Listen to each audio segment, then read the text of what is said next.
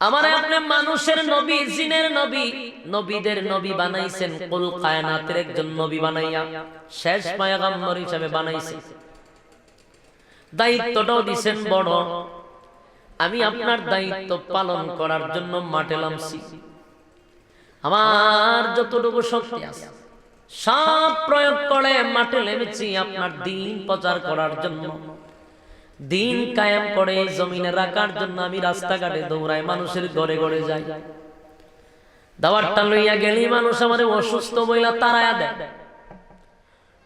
কোন জায়গায় আমার উপরে ঢিল মারে, আমারে আঘাত করে।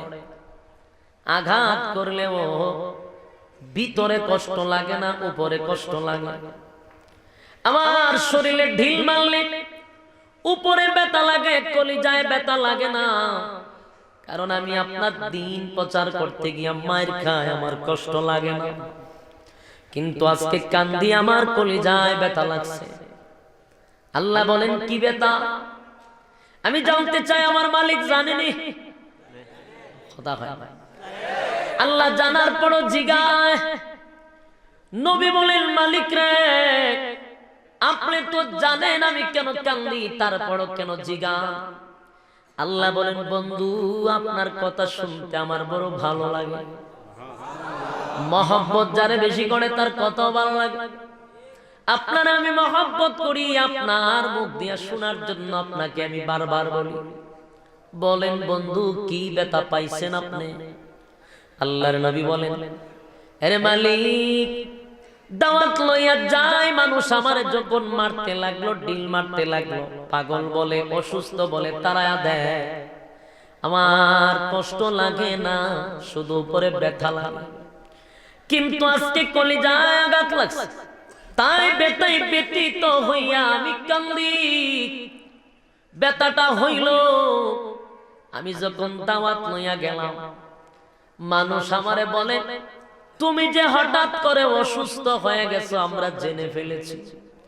তোমার আপন চাচা এবং চাচি, তোমার গোষ্ঠীর লোকেরা, রক্তের সম্পর্ক লোকগুলা বলেছে তুমি নাকি অসুস্থ। আর অসুস্থ মানুষের কথা শুনে আমরা যেমনে মনে চাই এমনি চলতে পারি না।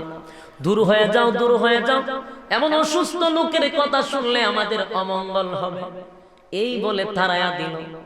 মালিক রে, আমার দুঃখটা হলো এই পৃথিবীতে আসার আগে আমার বাবা নাই, দুনিয়া থেকে আমার বাবা চলে গেল। এই পৃথিবীতে আসার পরে আমার মা ৬-৭ বছর যেতে না যেতে মাও চলে গেল, দাদাও চলে গেল। যারাই আমার আপন ছিল সব এখন আমার বিরুদ্ধে চলে গেল। আমি যে ব্যথা পাইয়া কারো কাছে দুঃখ প্রকাশ করব, মনটাকে হালকা করব, কারো কাছে দুঃখ প্রকাশ করব, সেই লোকগুলাও আমার পাশে নাই। যাদেরকে বাবার মতো মনে করি, সেই বাবা আমার চাচার মতো, চাচা আমার বাবার মতো, কিন্তু চাচারাই তো রাত্রের বেলায় আমার বিরুদ্ধে গিয়ে অপপ্রচার করে। মা নাই, চাচিকে মার মতো মনে করি, মা আমার বিরুদ্ধে, আমার চাচি আমার বিরুদ্ধে অপপ্রচার করে। তাই আমার বড় কষ্ট লাগছে। আজকে যদি আমার বাবা থাকতো গো, আমার মা যদি থাকতো, আমি আমার দুঃখের কথা মা বাবারে বলতাম, মা বাবা আমার চাচা চাচিরে বলতো, বুঝাইতো, কিন্তু আমি কার কাছে দুঃখ কই, কে কারে বুঝায়? তাই ব্যথায় ব্যথিত হইয়া আমি কান্দি। আল্লাহ ডাক দিয়া বলেন, হাবিব কান্নিল্লাহ, আমি আল্লাহ সব বরদাস্ত করতে পারি গো, সব বরদাস্ত করতে পারি, কিন্তু আপনি নবীর কান্না আমি আল্লাহ বরদাস্ত করতে পারি না।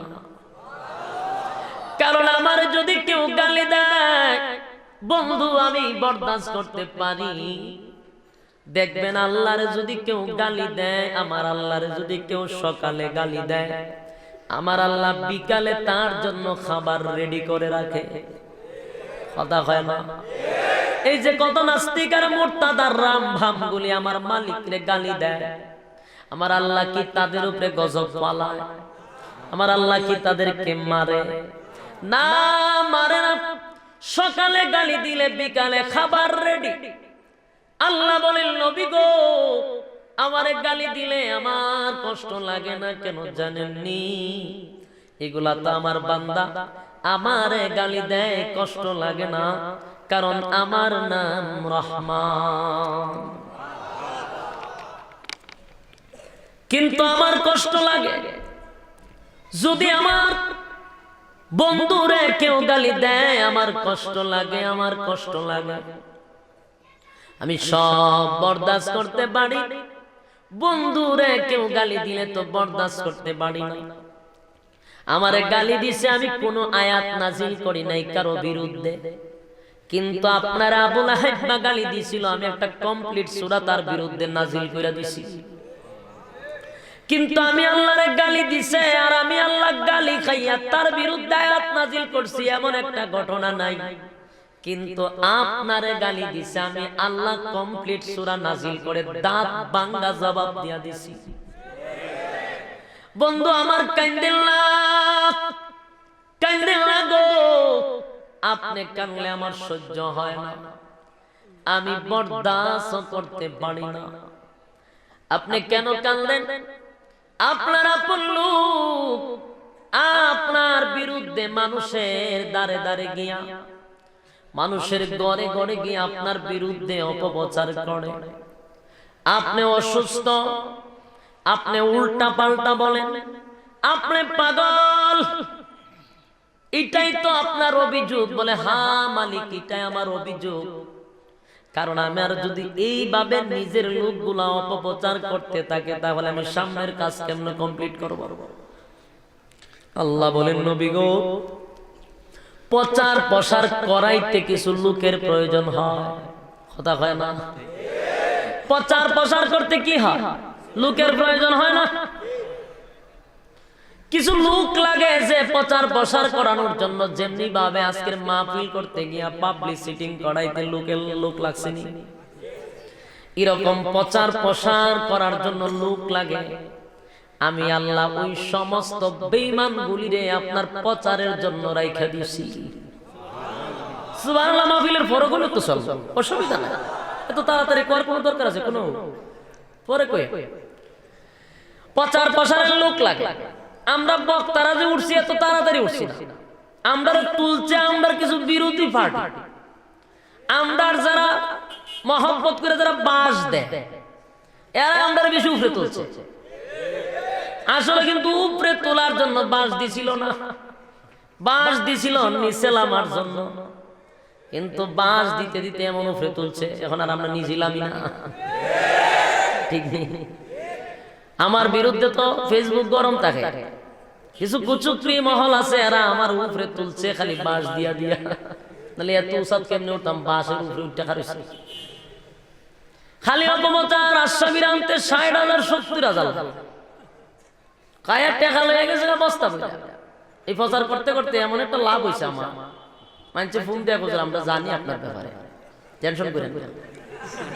আমি কিতা জানি কত লাগে ফেসবুকে পাইছি, বলুন আমার ভালো হয়েছে না? এটাকে আমি নিজে করতাম বললে ওই যে আমার বাস দিতে আসি দিয়ে এখন উপরে তুলে দিচ্ছে। বিভিন্ন জাত থেকে ফোন আইলে ৭০ গেলে ৭০ ৮০ গেলে ৮০। আমি অবাক হয়ে যাই, কেমনি বুঝছেন? ফেসবুকে পাইছি। ওই যে আমার বাস দিতে আছে। অনেক বন্ধু বান্ধব কয় দোস্ত ফেসবুক গরম, কিতা লেখছে? কালকে কোন মাহফিল থেকে নাকি তুই ৬০,০০০ লয়ে আইছো? তুমি কহ ফেসবুকে গাইলে উতালিতেছে, আমি বালা শেয়ার করে দে আটো দেখো, ঠিক না? এইভাবে আমরা বাস দেয়া প্রচার করতেছে তারা, নাহলে এত উপরে গেছিলাম না। এখন এরা তুলছে না, আমি আল্লাহ কোন ওখানে গিয়ে একটা মজা পাইছি না বা কারামও লাগে লামতাম কেন? আল্লাহ নবীর বিরোধিতা করতে করতে নবীরে এরাই প্রচার করে দিচ্ছে। যে অঞ্চলের রাসূল নবী হওয়ার পরে চিনে না, এরা পর্যন্ত চিনছে। আল্লাহ কানে টেনশন করেন কা? এরা আপনার বিরোধিতা করাইতেছে, হেরাই প্রচার করব, লাস্টে যাদের কাছে অপপ্রচার করব হেরা আপনার কাছে আইবে। সুবহানাল্লাহ। আসসালামু আলাইকুম ওয়া রাহমাতুল্লাহি ওয়া বারাকাতুহু। আলহামদুলিল্লাহ الحمد لله الأكرم الذي خلق الإنسان وكرم وعلمه من البيان ما لم يعلم فسبحان الذي لا يحصى امتنانه باللسان ولا بالقلم ونشهد أن لا إله إلا الله وحده لا شريك له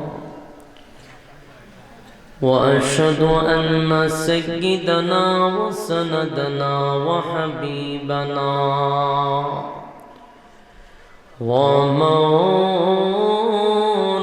ومولانا محمدا عبد الله ورسوله أرسله بالحق بشيرا ونذيرا وداعيا إلى الله بإذنه وسراجا منيرا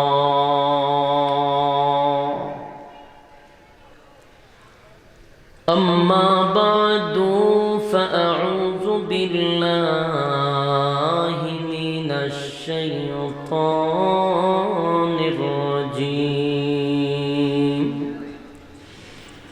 بسم الله الرحمن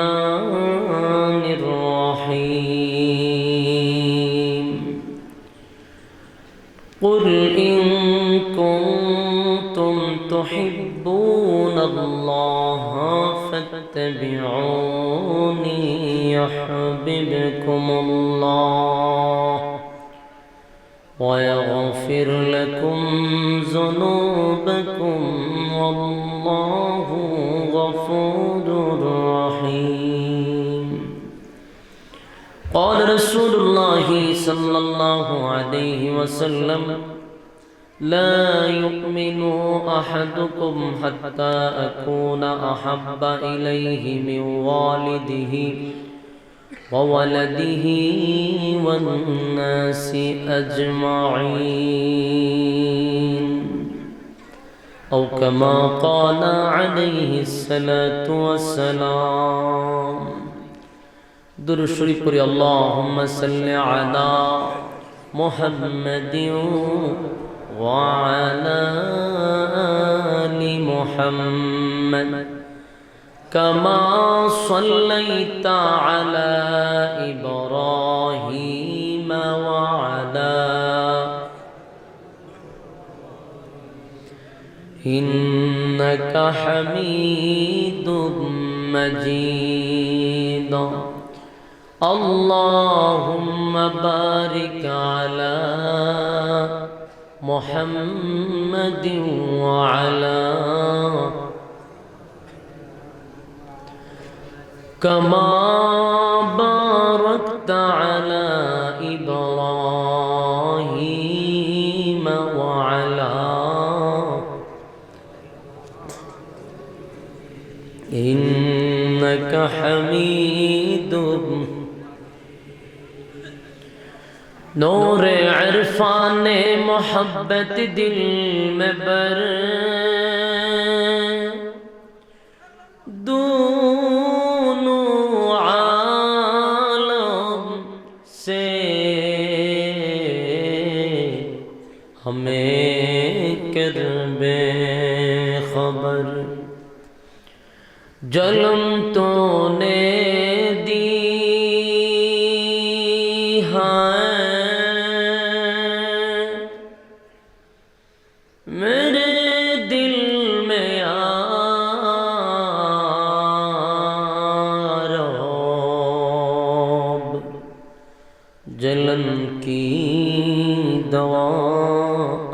पिला दे खुदाया सारे दुनिया तय किया मैं मिसल दू देखा नहीं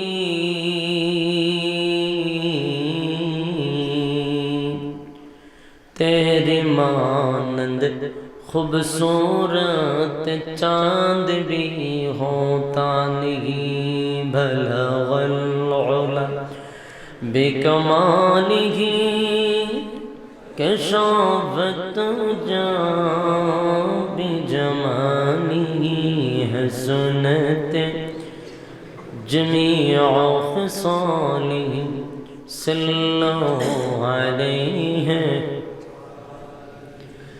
बख्ती क्या चमके सितारा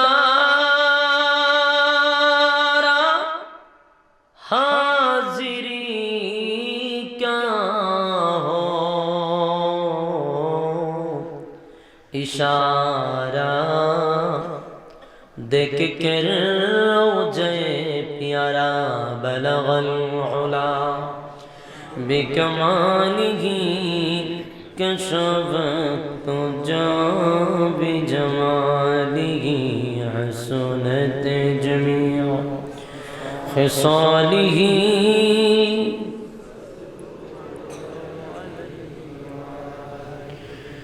मदीना मदीना मदीना मदीना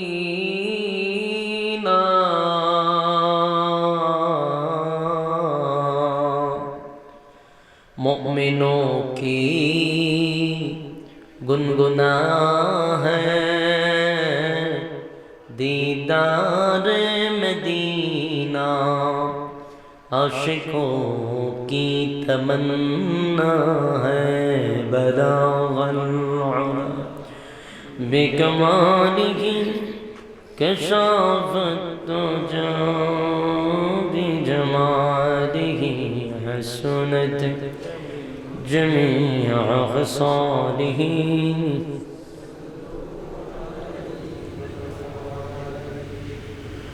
अल्हम्दुलिल्लाह সিলেট জেলার অন্তর্গত পাঠানচক আল ইফতেহাদ ইসলামী যুব কল্যাণ পরিষদের উদ্যোগে আয়োজিত আজকের তাফসীরুল কোরআন মাহফিলের সম্মানিত সভাপতি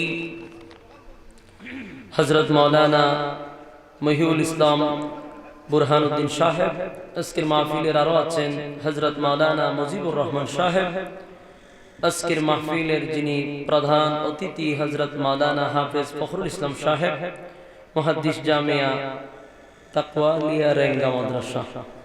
আরো আছেন হযরত মাওলানা মুফতি বশির আহমদ সাহেব, আমার পরে ইনশাআল্লাহ হযরত বয়ান করবে। আরো বয়ান করে গেছেন হযরত মাওলানা জাফর আহমদ হালালি সাহেব, আরো দিগার উলামায়ে কেরাম উপস্থিত আছেন। আমার সামনে দূর দূরান্ত থেকে আগত সমবয়সী আমার তরুণ যুবক ভাইরা উপস্থিত আছেন। মুরব্বিয়ান আযম, মাইকের আওয়াজ যতটুকু দূরে যাচ্ছে অবস্থানরত আছে পর্দানিশী মা এবং বোনেরা, সকলকে আমার অন্তরের অন্তঃস্থল থেকে জ্ঞাপন করছি মোবারক সবরকম শুকরিয়া আল্লাহ সুবহানাহু ওয়া তাআলার দরবারে, যিনি অত্যন্ত দয়া এবং মায়া করে হাজারো মানুষ থেকে যাচাই বাছাই করে নির্বাচিত করে পছন্দ করে মহব্বত করে জান্নাতি এক বাগানে উলামায়ে কেরামদের সহবতে জান্নাতি এক মজলিসে আসার এবং বসার যে সুযোগটুকু করে দিয়েছেন, এই জন্য আসুন সকলেই অবনত চিত্তে হৃদয়ের আবেগ অনুভূতি উজাড় করে সমবেত কণ্ঠে একই সুরে সমস্বরে আওয়াজ দিয়ে বলে আলহামদুলিল্লাহ। লক্ষ কোটি দুরুদ এবং সালাম আল্লাহর সৃষ্টির প্রধান আকর্ষণ বিশ্ব সভার যিনি সভাপতি শামসুল হিদায়াত বদরুদ্দুজা সৈয়দুস সাকালাইন ইমামুল মুরসালিন খাতামুন নবিয়্যিন ওয়াল মুরসালিন জনাব মুহাম্মদুর রাসূলুল্লাহ সাল্লাল্লাহু আলাইহি ওয়াসাল্লাম। সম্মানিত সুধী, আপনারা এখানে আসতে পেরে, বসতে পেরে খুশি না বেজা? খুশি, এটা তো সবার মুক্তি কিন্তু বাইরেছে না। যারা বৈশা রয়েছে আর আরামের সুরে খুশি হয়েছে, যারা দাঁড়িয়ে আছে এরা এমনিতে যে অশান্তির মধ্যে আসছে। খুশি না বেজার হুজুর থাকাই লিখতে বোঝা যায়। এরপর শুকরিয়া আদায় করা দরকার। এই জন্য এই মুহূর্তে অসংখ্য মানুষ রাস্তাঘাটে, দোকান পাটে অযথা অকারণে নিষ্প্রয়োজনে ঘোরাফেরা করতেছে, কিন্তু রব্বে কারীম আপনাদেরকে ভালোবাসছেন, এই জন্য দ্বীনি মজলিসের আশেপাশে আপনাদেরকে দাঁড় করিয়ে রাখছে। এটা এক বহু বড় নিয়ামত। এখানের আশেপাশে যতক্ষণ বসা থাকবেন, নাযালাত আলাইহিমুস সাকিনা, উপর থেকে রহমত নাজিল হইতে থাকবে। আসেনি আপনার এলাকাতে? সুবহানাল্লাহ থাকলে কইেন, নাও থাকতে পারে। যতক্ষণ প্যান্ডেলার এরিয়ার ভিতরে থাকবেন ততক্ষণ গুনাহ না হওয়াটাই সম্ভব। প্যান্ডেলের বাহিরে গেলে গুনাহ হওয়াটা সম্ভব। তাহলে গুনাহ এক মুক্ত পরিবেশে রব্বি কারীম আমাদেরকে সুযোগ করে দিয়েছেন, এটা শুকরিয়া আদায় করা দরকার আছে না নাই? যেখানে কোরআন এবং হাদিসের কথাবার্তা বলা হয়, এটা সাধারণ কোনো মজলিস থাকে না। মাজালিসুল কোরআন, মাজালিসুল্লাহ, কোরআন হাদিসের মজমাটা আল্লাহর মজলিস হয়ে যায়। আলহামদুলিল্লাহ। তো আমরা এমন একটি জায়গায় বসছি, যদিও দাঁড়িয়ে যারা আছেন কষ্ট হচ্ছে জায়গা সম্পন্ন না হওয়ার কারণে, কিন্তু বসার থেকে যারা দাঁড়িয়ে আছে এদের সওয়াব কম হবে না বেশি হবে? বেশি হবে। তবে আমরা মুনাজাত পর্যন্ত থাকতে রাজি আছি ইনশাআল্লাহ। সম্মানিত সুধী, লম্বা আলোচনা করার কোনো সুযোগ নাই, পিছনে বক্তা আছে। এই জন্য সংক্ষেপে আমি আমার ভূমিকা শেষ করব ইনশাআল্লাহ। আপনাদের মনোযোগের উপরে আলোচনা যেন আল্লাহ বলার তৌফিক দেয়, ইখলাসের সাথে জবান থেকে বাহির করে, আর আপনাদেরকেও যেন আল্লাহ ইখলাসের সাথে শ্রবণ করার তৌফিক দেয়। আমিন। আমি আপনাদের সামনে একখানা প্রসিদ্ধ আয়াতে কারিমা তেলাওয়াত করেছি, একখানা হাদিস আপনাদের সামনে তেলাওয়াত করেছি। হুব্বে রাসূল নিয়ে কিছু কথা বলতে চাই। রাসূল আরবি সাল্লাল্লাহু আলাইহি ওয়াসাল্লামের জীবনী আলোচনা করতে যদি আমরা যাই, শুনতে যদি আমরা চাই, তাহলে ওইভাবে আলোচনা করলে সুবিধা হবে যেইভাবে সিস্টেমটা দেওয়া আছে। এটা হলো আমাদের সর্বপ্রথম জানতে হবে রাসূল আরবি সাল্লাল্লাহু আলাইহি ওয়াসাল্লাম এই পৃথিবীতে কতদিন ছিলেন। আমরা মুসলমান হিসাবে সকলেই এটা জানার চেষ্টা করব যে রাসূল এই পৃথিবীতে কতদিন ছিলেন। জানেন না? হাতে গোনা কয়েকজনে জানে, বাকি সবাই চুপ, চিন্তা করতেছে বাড়ায় কমো না কমায় কমো। কিন্তু আমরা জিজ্ঞাসা করেন এদেশের নেতাদের বয়স কত, কবে মারা গেছে, জন্ম তারিখ কত, 14 গোষ্ঠীর নাম আপনার মুখস্থ কইয়া দিব। নেতা নিয়ে ব্যস্ত বেশি। নেতা মরে গেল গো, নেতার ফার্ম দিবার লেগে লিস্টি মুখস্থ করে রাখে না। আমাদের তো নেতা আছে। মুসলমানের নেতা হলো বিশ্বনবী মুহাম্মদুর রাসূলুল্লাহ সাল্লাল্লাহু আলাইহি ওয়াসাল্লাম। আজকে আমাদের দেশের যুবকরা আসল নেতা চিনে না, নকল নেতার পিছনে দৌড়ায়। তেল মারতে মারতে নেতারে ফুলাইতে ফুলাইতে আর ফুলাইতে পারে না, শুধু প্রমোশনের আশা। জায়গা বেজাগায় তেল মারে ফুলানোর লাগে। আমাদের যুবকরা যদি রাসূলের শান সম্পর্কে জানতো, রাসূলের জীবনী পড়তো, তাহলে এদেশে 96% মুসলমানের দেশে এইভাবে জায়গায় জায়গায় মাহফিল বন্ধ হওয়ার কোনো সুযোগ ছিল না। আলহামদুলিল্লাহ, ধন্যবাদ জানাই আপনাদের এই পাঠানচক এলাকার চেয়ারম্যান সাহেবকে, ধন্যবাদ জানাই এলাকার নেতৃবৃন্দদেরকে, যারা আপনাদেরকে এই সুন্দর বাগান সাজানোর সুযোগ করে দিয়েছে। বাংলাদেশের 64 জেলায় আমরা দৌড়াই, প্রায় জায়গাতেই মাহফিলের অনুমতি দেয় না, বন্ধ বন্ধ এই অবস্থা। যদি জিগায় কেন বন্ধ করছেন, করোনা না, করোনার দোহাই তো শেষ। কেন এখন করোনার দোহাই দিয়ে আর বন্ধ করতে পারে না, কারণ করোনার দোহাই দিলে গার্মেন্টস বন্ধ করতে হবে, করোনার দোহাই দিলে সিনেমা হল বন্ধ করতে হবে, করোনার দোহাই দিলে পার্কগুলি বন্ধ করতে হবে, করোনার দোহাই দিলে বাজার হাটে যাওয়া বন্ধ করতে হবে, শুধু করোনার দোহাইয়ে মাহফিলগুলো বন্ধ হবে। 92-96% মুসলমানের দেশে এটা গ্রহণযোগ্য হবে না। সেই জন্য এই দোয়াই বাদ। এখন কি কয়, এখনের মাহফিলে খালি রাজনীতি চলে। তো এটা বোঝা দরকার, বাংলাদেশ স্বাধীন হওয়ার পর থেকে নিয়ে যে কোনো দলই আসুক, কোনো দল মাহফিল বন্ধ করে নাই। ইদানিং গভীর ষড়যন্ত্র হচ্ছে, প্রায় জায়গাতে অনুমতি দেয় না। তো আসুন, যদি আমরা যুবকরা সচেতন হই, ইসলাম সম্পর্কে আমরা একটু স্টাডি করি, তাহলে অবশ্যই এদেশে যুবকরা যদি দাঁড়িয়ে যায় তো কয়েকটা রাম ভাম নাচানাচি করে কোনো লাভ হবে না। আমরা তো আমাদের রাসূলের শানই জানি না। আমাদের দেশের যুবকরা যদি বলি নায়ক নায়িকাদের নাম বলো, হ্যাঁ আমার জিগাইব যে হুজুর বাংলাদেশ না ইন্ডিয়া কোনটা, তাহলে বোঝা গেল ইন্ডিয়ার পুরা নায়ক নায়িকার পুরা শিডিউলের জানা আছে। কিন্তু যদি জিগাই আশারা মুবাশশারা 10 জন সাহাবীর নাম বলো, একজনও পারবে না। তাহলে এদেশে আমাদের উপরে মাথায় ডিম ভাঙবানো তো কার উপরে মাথায় ডিম ভাঙবা? ডিম তো ভাঙে আমাদের মাথার উপরে। এই জন্য আসুন, সচেতন হওয়া দরকার, চোখ কান খোলা রাখা দরকার। আসুন, সর্বপ্রথম আমরা আলোচনা করতে গেলে রাসূলের জীবনী জানতে হবে। রাসূল সাল্লাল্লাহু আলাইহি সাল্লাম এই পৃথিবীতে কতদিন ছিলেন সেটা হলো মেইন পয়েন্ট। আমরা জানি রাসূল এই পৃথিবীতে 63 বছর ছিলেন, ঠিক না?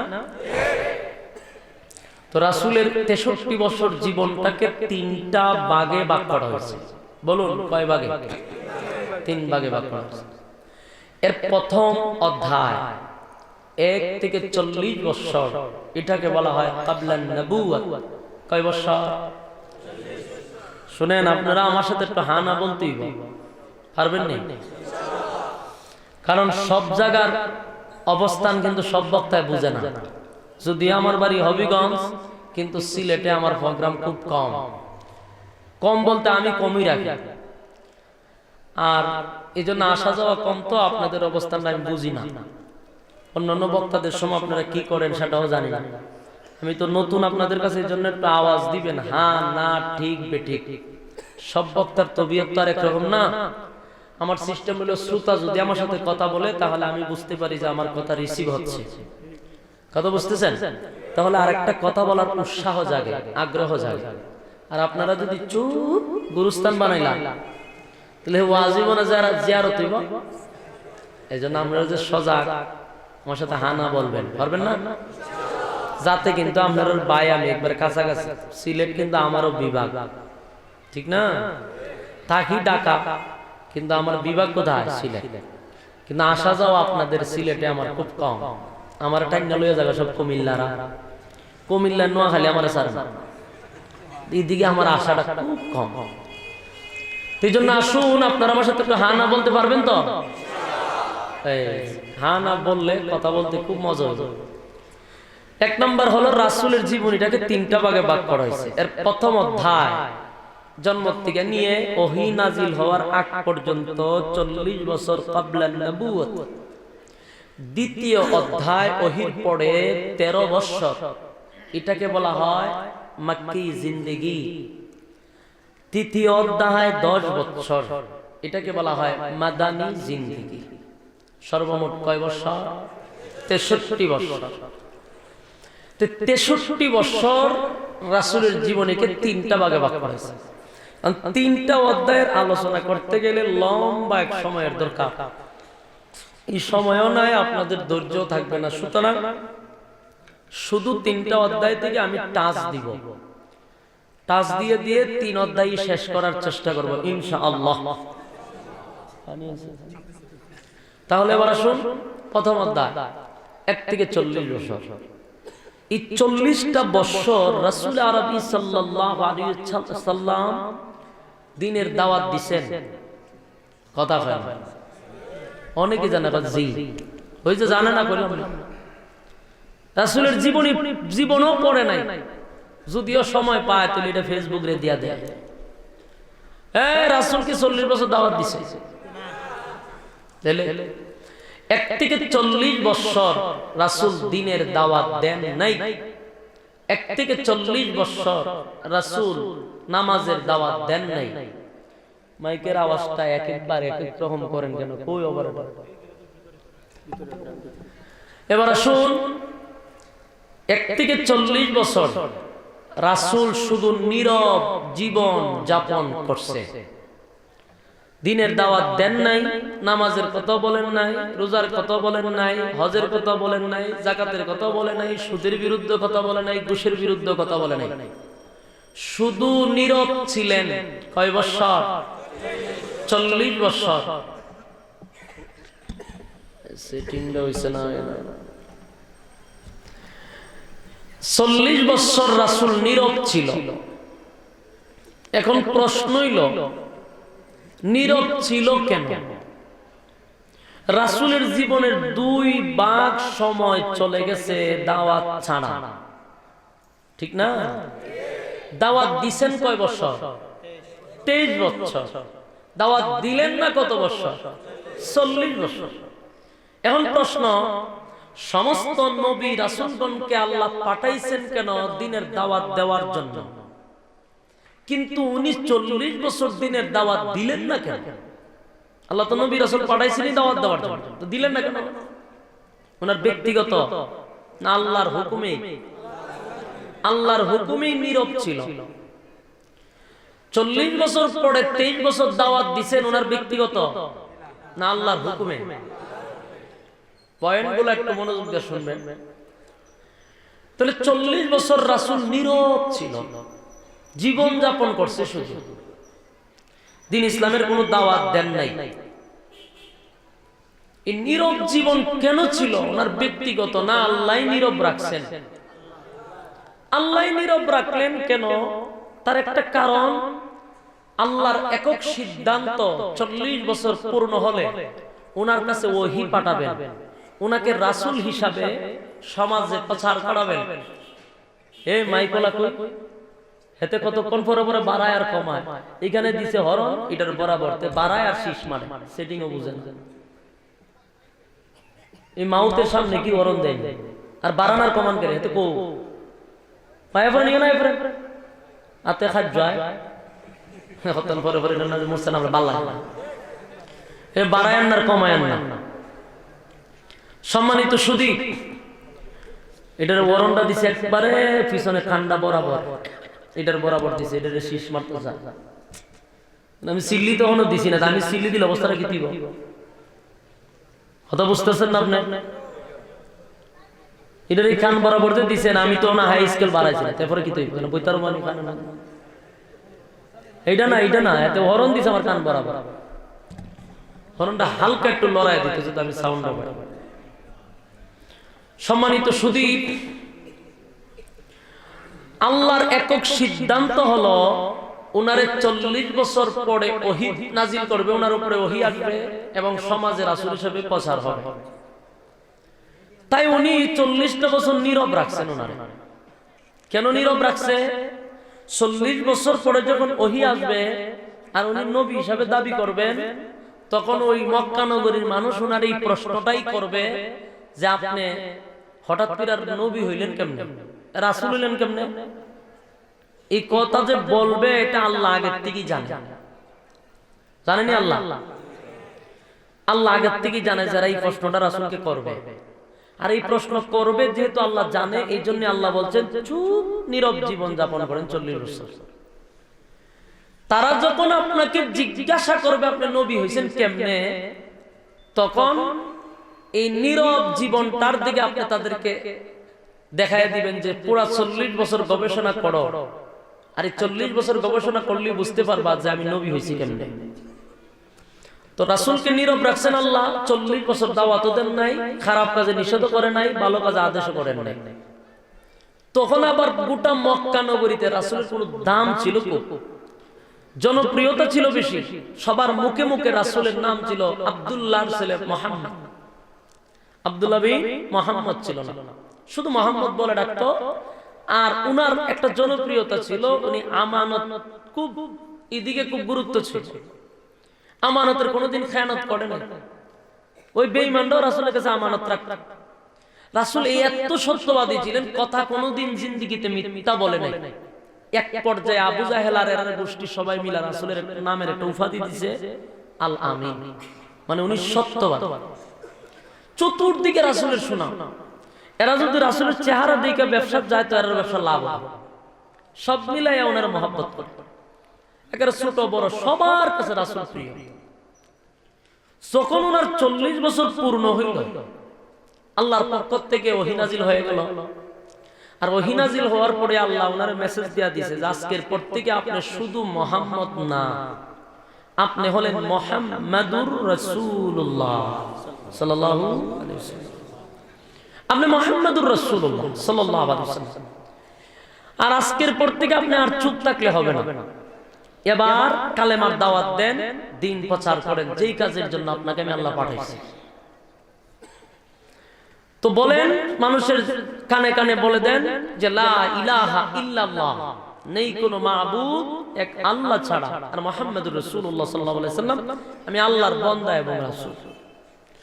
রাসূল সবাইর এক জায়গা কইরা এই দাওয়াত দিছে আর বলতে শোনো, আজকের পর থেকে তোমরা 360 জন খোদা, 360 জন খোদার কাছে মাথা নত করতে পারবা না, 360 খোদা মানতেও পারবা না, এক আল্লাহর গোলামি করবা এবং এক আল্লাহ ছাড়া দ্বিতীয় কারো কাছে মাথা নত করবা না।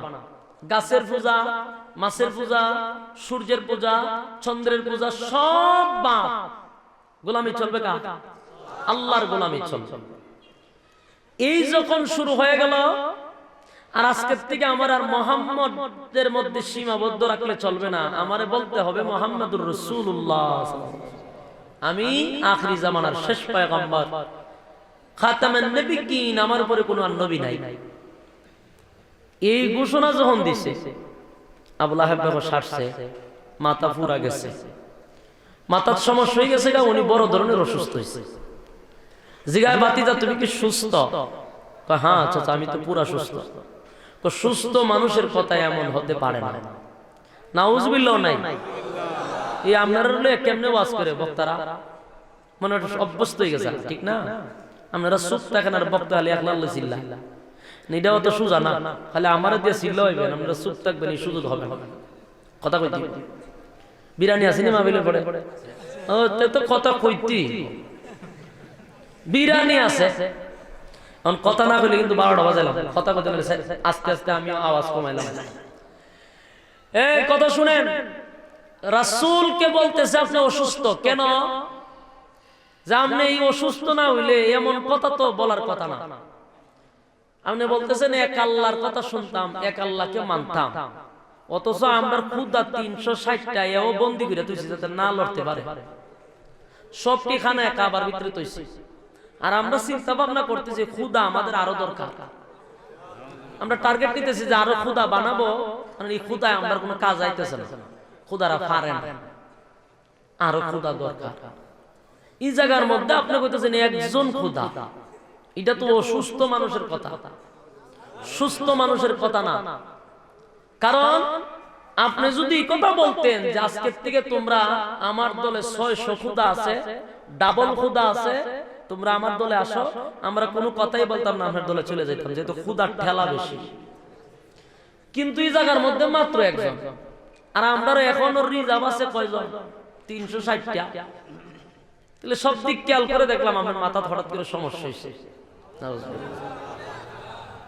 প্রথম সুন্দরী বলছে, যখন রাসূল বলতেছেন চাচা আমি পূর্ণ সুস্থতা নিয়ে কথা বলতেছি, তখন কত লইছে আমরা এই কারণে বুঝি আমরা ডাক দে তুমি জানা নেই খামড়ি করতেছ,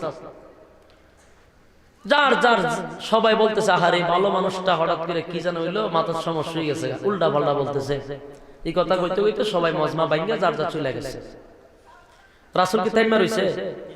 আল্লাহ বলেন আপনার কাজ হলো পৌঁছায়া দেওয়া, আপনার দায়িত্ব না মানুষের দইরা ফিডাই দিয়া এরপর ইসলাম ধর্ম গ্রহণ করা, আপনার কাজ হলো পৌঁছায়া দেয়, বাকিটা কার দায়িত্ব? রাসূল কালেমার দাওয়াত দেওয়া বন্ধ করে না, উনার কাজ উনি চালাইতেছে। আর মানছে বাহ হঠাৎ করে লোকটা এমন হয়ে গেল, খুব ভালো জানতাম, এই জন্য উল্টা পাল্টা কয়, খুদা বলে একজন, মানে এর কাছে এটা আশ্চর্য। যেখানে 360টা বন্দী করে দিয়েছে। তো এইভাবে যখন শুরু হয়ে গেল, যেখানে 40টা বছর রাসূলকে সবাই কোনো শর্ত ছাড়াই মহব্বত করত, কোনো যুক্তি নাই, রাসূল যে ভালো মানুষের মধ্যে কোনো সন্দেহ নাই, সবার কাছে জনপ্রিয়। কেন জনপ্রিয় ছিল? যতদিন চুপ ছিল ততদিন রাসূলকে মহব্বত করছিল। কথা বুঝতেছেন আমার? যেদিন থেকে কথা বলা শুরু করলো এখন আর বালা না। ওই এক ময়না পাখি, চিনি না আপনারা ময়না পাখি? এক ময়না পাখিরে এক ফিঞ্জিরার ভিতরে একজনে বইরা রাখছে। যারা ফালে ময়না টেনে এগুলা কই রাখে, ফিঞ্জিরা কইনি, এই ফিঞ্জিরার ভিতরে বইরা রাখছে। তো আর এক ময়না খুঁজতে যে আইছে, এটা দাঁড়াইছে, কিরে তুই এটার ভিতরে বন্দি কা? দোস্ত আমি বন্দি কারণে যে আমি কথা বলতে পারি, আমি কথা বলতে পারি যেন আমি বন্দি, আর তুই তো কথা বলতে পারস না, এই জন্য তুই স্বাধীন। ঠিক তেমনি ভাবে রাসূল যতদিন চুপ ছিল ততদিন রাসূল ভালো ছিল। যেদিন থেকে কথা বলতে লাগলো সেদিন থেকে সকলের দুশমন হয়ে গেল। উলামায়ে কেরাম যতদিন চুপ থাকে সবার কাছেই বালা, শুকরানা মাহফিলও হয়, মিষ্টিও খাওয়ায়, আনন্দের শেষ নাই। এই দেশে কোনো জঙ্গি নাই, মাদ্রাসাত গিয়া স্লোগান দেয়। যখন উলামায়ে কেরাম রাসূলের মতো হক কথা বলতে গেল তখন কালো দাড়িরে হিট দিয়া সাদা বানায়, এটার রাজাহার বানায়। তখন সরে করে জঙ্গি হয়ে যায়। কেন জঙ্গি হইলা? ওই যে হক কথা বলছে। আর যদি আমরা চুপ থাকতেন তাহলে আপনার মতো ভালো মানুষ কেউ নাই। ফরিদউদ্দিন মাসুদের কোন শত্রু আছে এখন? না, আমরা শত্রু কেন? ওই যে কথা বলছেন। তো একই সিস্টেম আগেও ছিল, এখনো আছে। চুপ থাকবেন তো আপনার কোনো শত্রু নাই। বুবার কোনো শত্রু আসেনি যে কথা বলতে আর এর শত্রু আছে। শুরু হয়ে গেল একটা আন্দোলন গোটা মক্কা নগরীতে। আন্দোলন কেন? যে এতদিন আমরা বাপ দাদার ধর্ম পালন করে আসছি, সারা জীবন খুদা বানাইলাম আর বেচলাম, এই খুদা বিরুদ্ধে এখন মুহাম্মদ কথা বলতে লাগলো। এখন আপনার বাপ দাদার ধর্মের মধ্যে সুনকালি দিতে লাগলো। শুরু হয়ে গেল আন্দোলন। একটা পর্যায়ে তারা রাসূলকে হেউ করার জন্য, রাসূলের কাছ থেকে মানুষকে দূরে সরানোর জন্য রাসূলের নামে একটা অপবাদ পালাইছে। এটা হলো অসুস্থ, পাগল, জাদুঘর। কেন? যেন রাসূলের কাছে কোনো মানুষ না আসে, এই কথা বইলা রাসূলের কাছ থেকে দূরে সরানোর জন্য। কথা বুঝতেছেন? উলামায়ে কেরামদের কাছ থেকে জনগণকে সরানোর জন্য উলামায়ে কেরামদেরকেও জঙ্গি বইলা একটা অপবাদ দিছে। আসলে আমরা যে জঙ্গি না, যারা বলে এরাও জানে। কারণ আমরা যেই মসজিদে থাকি, মসজিদে অসংখ্য মুসল্লি থাকে। আমরা যেই মাদ্রাসাত পড়াই, ওই মাদ্রাসার অসংখ্য কমিটি আছে, তারাও একই দল করে। আমরা কি না এটা সবাই জানে। কিন্তু এরপরও আমাদেরকে কেন এই অপবাদ দেওয়া হয়? এটার উদ্দেশ্য হলো একটাই উদ্দেশ্য, সেটা হলো মানুষ যেন আমাদের কাছ থেকে দূরে থাকে, আর কোনো উদ্দেশ্য না। এবার আসুন, একই উদ্দেশ্য রাসূল সাল্লাল্লাহু আলাইহি ওয়াসাল্লামের উপর অপবাদ দেওয়া হয়েছিল মানুষকে দূরে রাখার জন্য। ফারসিনি দূরে রাখতো, আল্লাহর রাসূল দ্বীনের দাওয়াত লইয়া যায় মানুষের দ্বারে দ্বারে। আর মানুষগুলো ওনার অসুস্থ বইলা বইলা তারাই। একদিন রাসূল কান্না শুরু করছে। আল্লাহ জিগা আপনি কান্দেন কেন? রাসূল দুঃখ কইতেছে আল্লাহর কাছে, আরে মালিক, আমার কান্নার অনেকগুলা কারণ, এর মধ্যে একটা কারণ হলো আপনি আমারে এত বড় দায়িত্ব দিয়া পাঠাইছেন। আমি যদি আঞ্চলিক কোন নবী হইতাম তাও মাইনা নিতাম। আমারে আপনি মানুষের নবী, জিনের নবী, নবীদের নবী বানাইছেন, কুল কায়নাতের একজন নবী বানাইয়া শেষ পয়গম্বর হিসেবে বানাইছেন। দায়িত্বটাও দিবেন বড়। আমি আপনার দায়িত্ব পালন করার জন্য মাঠে নামছি। আমার যতটুকু শক্তি আছে সব প্রয়োগ করে মাঠে নেমেছি আপনার দ্বীন প্রচার করার জন্য, দ্বীন কায়েম করে জমিনে রাখার জন্য। আমি রাস্তাঘাটে দৌড়াই, মানুষের ঘরে ঘরে যাই, দাওয়াতটা লইয়া গেলি মানুষ আমারে অসুস্থ বইলা তাড়ায়া দেয়। কোন কোন জায়গায় আমার উপরে ঢিল মারে, আমার আঘাত করে। আঘাত করলেও ভিতরে কষ্ট লাগে না, উপরে কষ্ট লাগে। আমার শরীরে ঢিল মারলে উপরে ব্যথা লাগে, কলিজায় ব্যথা লাগে না, কারণ আমি আপনার দ্বীন প্রচার করতে গিয়ে মায়ের খায়, আমার কষ্ট লাগে না। কিন্তু আজকে কান্দি, আমার কলিজায় ব্যথা লাগছে। আল্লাহ বলেন কি ব্যথা? আমি জানতে চাই, আমার মালিক জানেনি? কথা হয় ভাই, আল্লাহ জানার পরও জিগায়। নবী বলেন মালিক রে, আপনি তো জানেন আমি কেন কান্দি, তারপরও কেন জিগান? আল্লাহ বলেন বন্ধু, আপনার কথা শুনতে আমার বড় ভালো লাগে। মহব্বত যারে বেশি করে তার কথা ভালো লাগে। আপনার আমি মহব্বত করি, আপনার মুখ দিয়ে শোনার জন্য আপনাকে আমি বারবার বলি। বলেন বন্ধু, কি ব্যথা পাইছেন আপনি? আল্লাহর নবী বলেন, আরে মালিক, দাওয়াত লইয়া যায় মানুষ আমারে যখন মারতে লাগলো, ঢিল মারতে লাগলো, পাগল বলে, অসুস্থ বলে তাড়ায়া দেয়, আমার কষ্ট লাগে না, শুধু উপরে ব্যথা লাগে। কিন্তু আজকে কলিজায় আঘাত লাগছে, তাই ব্যথায় ব্যথিত হইয়া আমি কান্দি। ব্যথাটা হইল, আমি যখন দাওয়াত লইয়া গেলাম, মানুষ আমারে বলে, তুমি যে হঠাৎ করে অসুস্থ হয়ে গেছো আমরা জেনে ফেলেছি। তোমার আপন চাচা এবং চাচি, তোমার গোষ্ঠীর লোকেরা, রক্তের সম্পর্ক লোকগুলা বলেছে তুমি নাকি অসুস্থ। আর অসুস্থ মানুষের কথা শুনে আমরা যেমনে মনে চাই এমনি চলতে পারি না। দূর হয়ে যাও, দূর হয়ে যাও, এমন অসুস্থ লোকের কথা শুনলে আমাদের অমঙ্গল হবে। এই বলে তাড়ায়া দিল। মালিক রে, আমার দুঃখটা হলো, এই পৃথিবীতে আসার আগে আমার বাবা নাই, দুনিয়ার থেকে আমার বাবা চলে গেল। এই পৃথিবীতে আসার পরে আমার মা ৬-৭ বছর যেতে না যেতে মাও চলে গেল, দাদাও চলে গেল।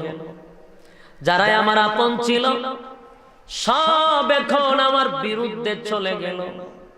আমি যে ব্যথা পাইয়া কারো কাছে দুঃখ প্রকাশ করব, মনটাকে হালকা করব, কারো কাছে দুঃখ প্রকাশ করব, সেই লোকগুলাও আমার পাশে নাই।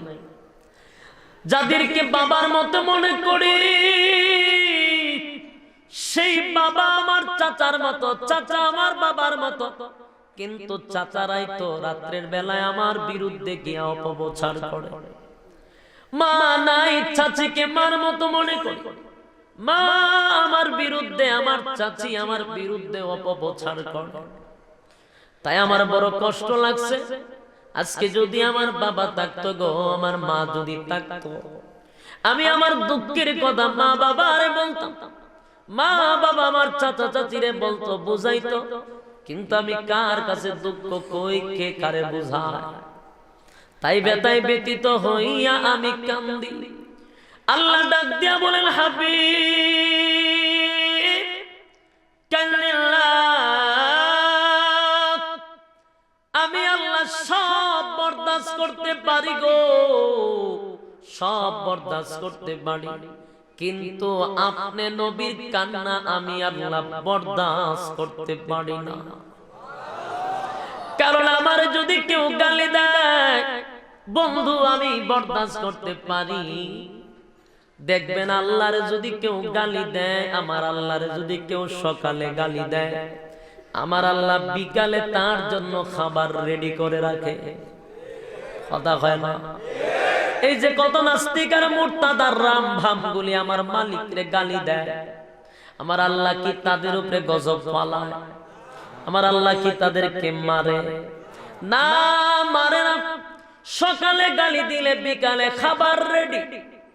আল্লাহ বলেন, নবী গো, আমারে গালি দিলে আমার কষ্ট লাগে না কেন জানেননি? এগুলা তো আমার বান্দা, আমারে গালি দেয় কষ্ট লাগে না, কারণ আমার নাম রহমান। কিন্তু আমার কষ্ট লাগে যদি আমার বন্ধুরে কেউ গালি দেয় আমার কষ্ট লাগে, আমার কষ্ট লাগে। আমি সব বরদাস্ত করতে পারি, বন্ধুরে কেউ গালি দিলে তো বরদাস্ত করতে পারি না। আমারে গালি দিছে, আমি কোনো আয়াত নাজিল করি নাই কারো বিরুদ্ধে, কিন্তু আপনারা আবু লাহাব গালি দিছিল, আমি একটা কমপ্লিট সূরা তার বিরুদ্ধে নাজিল করে দিছি। কিন্তু আমি আল্লাহরে গালি দিছে আর আমি আল্লাহ গালি খাইয়া তার বিরুদ্ধে আয়াত নাজিল করছি, এমন একটা ঘটনা নাই। কিন্তু আপনারে গালি দিছে, আমি আল্লাহ কমপ্লিট সূরা নাজিল করে দাঁত ভাঙা জবাব দিয়া দিছি। বন্ধু আমার কান্দেন না, কান্দেন না গো, আপনি কানলে আমার সহ্য হয় না, আমি বরদাস্ত করতে পারি না। আপনি কেন কানলেন?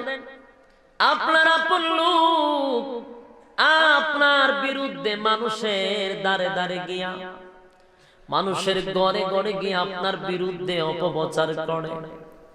আপনি অসুস্থ, আপনি উল্টা পাল্টা বলেন, আপনি পাগল, এটাই তো আপনার অভিযোগ। বলে হ্যাঁ মালিক, এটাই আমার অভিযোগ। কারণ আমার যদি এইভাবে নিজের লোকগুলা অপপ্রচার করতে থাকে, তাহলে আমি সামনের কাজ কেমনে কমপ্লিট করব? আল্লাহ বলেন, নবী গো, প্রচার প্রসার করাইতে কিছু লোকের প্রয়োজন হয়, কথা কয় না? প্রচার প্রসার করতে কি হয়? লোকের প্রয়োজন হয় না? কিছু লোক লাগে যে প্রচার প্রসার করানোর জন্য। যেমনি ভাবে আজকের মাহফিল করতে গিয়া পাবলিসিটি করাইতে লোক লাগছেনি, এরকম প্রচার প্রসার করার জন্য লোক লাগে। আমি আল্লাহ ওই সমস্ত বেঈমান গুলিরে আপনার প্রচারের জন্য রাইখা দিছি। সুবহানাল্লাহ। মাহফিলের ফরকগুলো তো চল, অসুবিধা নাই, এত তাড়াতাড়ি করার কোনো দরকার আছে কোনো? পরে কই প্রচার প্রসারের লোক লাগে। আমরা বক্তারা যে উঠছি এত তাড়াতাড়ি উঠছি না, আমরা তুলছে আমরা কিছু বিরোধী পার্টি, আমরা যারা মহব্বত করে যারা বাস দেয় এরা আমরা বেশি উপরে তুলছে। আসলে কিন্তু উপরে তোলার জন্য বাস দিছিল না, বাস দিছিল নিচে নামার জন্য। কিন্তু বাস দিতে দিতে এমন উপরে তুলছে, এখন আর আমরা নিজিলামই না, ঠিক নেই। আমার বিরুদ্ধে তো ফেসবুক গরম থাকে, কিছু কুচুকরি মহল আছে এরা আমার উপরে তুলছে খালি বাস দিয়া দিয়া। তাহলে এত উসাদ কেমনে উঠতাম? বাসের উপরে উঠতে খারিছে খালি অপমতার আশ্বাবির আনতে ৬০,০০০ ৭০,০০০ কায়ার টাকা লেগে গেছে না বস্তা বুঝা। এই প্রচার করতে করতে এমন একটা লাভ হয়েছে আমার, মানছে ফোন দেয়া গোজর আমরা জানি আপনার ব্যাপারে, টেনশন করেন। আমি কিতা জানি কত লাগে ফেসবুকে পাইছি, বলুন আমার ভালো হয়েছে না? এটাকে আমি নিজে করতাম বললে ওই যে আমার বাস দিতে আসি দিয়ে এখন উপরে তুলে দিচ্ছে। বিভিন্ন জাত থেকে ফোন আইলে ৭০ গেলে ৭০, ৮০ গেলে ৮০।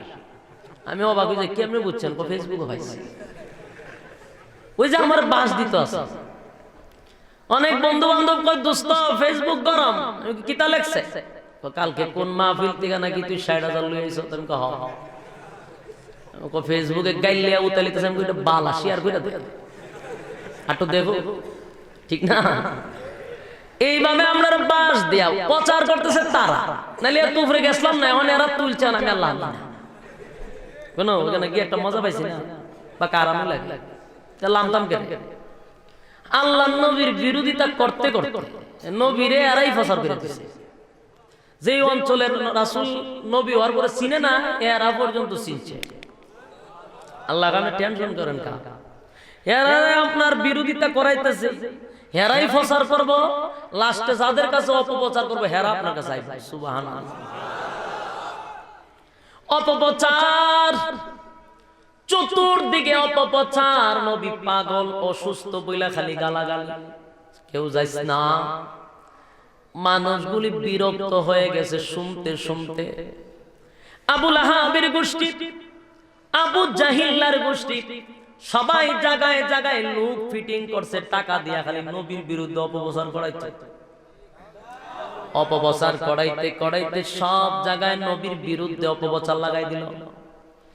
এবার মানুষগুলি এক সময় মানুষের কাছে গিয়া কি বলে জানেন?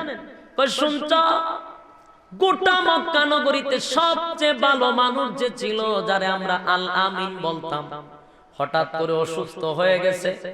আবুল তাবুল বলে, কি বলে বোঝা যায় না, বলে নাকি এক আল্লাহ, বলে সে নাকি রাসূল হয়ে গেছে, এমন অবাঞ্ছক কথা বলে। আমাদের বাপ দাদার ধর্ম থেকে আমাদেরকে দূরে সরাইতে চায়। এই বলতে বলতে প্রচার প্রচার করতে করতে একটা পর্যায়ে মানুষ এত বিরক্ত হয়ে গেল, মানুষগুলি বলতেছে যদি পাগল হয়, অসুস্থ হয়, ভালো কথা, এটার কি আবার এত ফসল লাগে নাকি? এই পাগলের কোনো ফসল লাগে? তাহলে পাগল নিয়ে আপনার এত মাথা ব্যথা না, এটা বুঝার আছে। উলামায়ে কেরামদের বক্তব্য আগে কিন্তু সবাই শুনতো না, কিন্তু যখন বড় বড় লোকরা আমাদেরকে নিয়ে খালি টেনশন, মাথা ব্যথা, খালি আমরা নিয়ে চিন্তা, উলামায়ে কেরামদেরকে কেমনে দমন করা যায়। একটা সময় যারা আমাদের বয়ান শুনতো না, তারা বলতে লাগলো ব্যাপারটা কি, আলেমদেরকে নিয়ে এত মাথা ব্যথা, এমপি মন্ত্রীদের বিষয়টা জানতে হবে।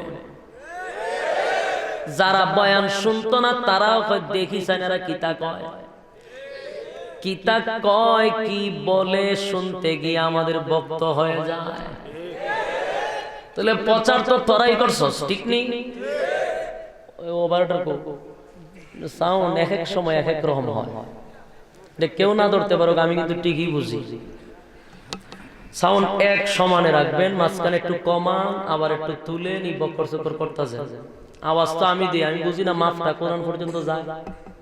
সাউন্ডটা এক করে রাখেন। এই যখন দিচ্ছেন আল্লাহ রায়, আপনি কিন্তু আয়া পড়েন, একটা চাটা খাই আনকে যান, সাউন্ড কমেন্ট এক তো নাই, ইকুও নাই, বেজও নাই। আপনারা বলে এই সাইডে বলে ইকু বেজ চলে না। এখন শুনে আর ধরেন না, একটু সাউন্ড মাঝে মাঝে কই মাজা রাখেন। সম্মানিত সুদী, কথাগুলি দিন কান লাগায় শুনে।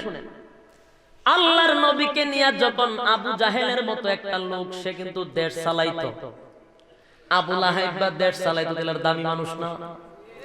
এরা যখন নবীরে নিয়ে চতুর্দিকে অপপ্রচার শুরু করে দিল, সাধারণ মানুষ বলতে লাগলো বিষয়টা কি, এত বড় বড় মানুষ, একটা মানুষের নিয়ে এত মাথা ব্যথা।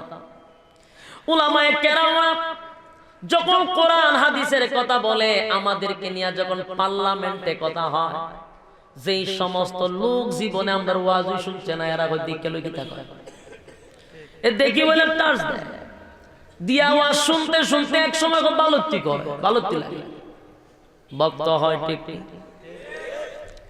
আল্লাহর পয়গম্বরের বিরোধিতা শুরু করে দিল।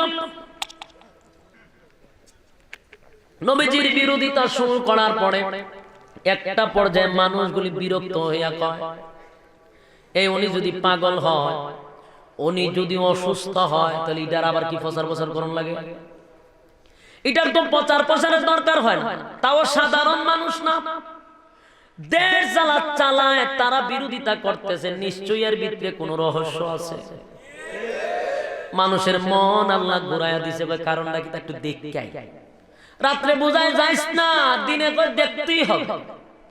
যে লোকটারে নিয়ে এত সমালোচনা, বোঝা গেল এটা যদি পাগল হয়, তাহলে এটা শুধু বাংলাদেশের অথবা মক্কা নগরীর পাগল না, এটা গোটা বিশ্বের পাগল, আন্তর্জাতিক পাগল। এই পাগল না দেখলে চরম মিস হবে। দেখবেন ইউটিউবে মাঝে মধ্যে বড় বড় ইয়ার দেখো, না দেখলে মিস, তার মানে দেখতেই, এরা এটা না দেখলে মিস। রাত্রে বোঝায় সকাল বেলা দলে দলে পাগল দেখতে যায় বিশ্ব নবীর কাছে। পাগল দেখতে গিয়ে আল্লাহর পয়গম্বরের সামনে যেমনি দাঁড়াইছে, তোমার আমার নবীরে তো আমার আল্লাহ মাত্র ওয়ান পিস বানাইছে। কয় পিস? কারণ নবীর মতো সুন্দর আল্লাহ সুন্দরের জগতে আর কেউ বানাইছে না। যদি আমরা জানি ইউসুফ পয়গম্বর সুন্দর, হ্যাঁ ইউসুফ নবীরে আল্লাহ সুন্দর করে বানাইছিল, কিন্তু আমার নবীর সঙ্গে তুলনা করলে হবে না। আমার নবীরে এক পিস বানাইছে, এমন সুন্দর আর কাউরে বানায় নাই।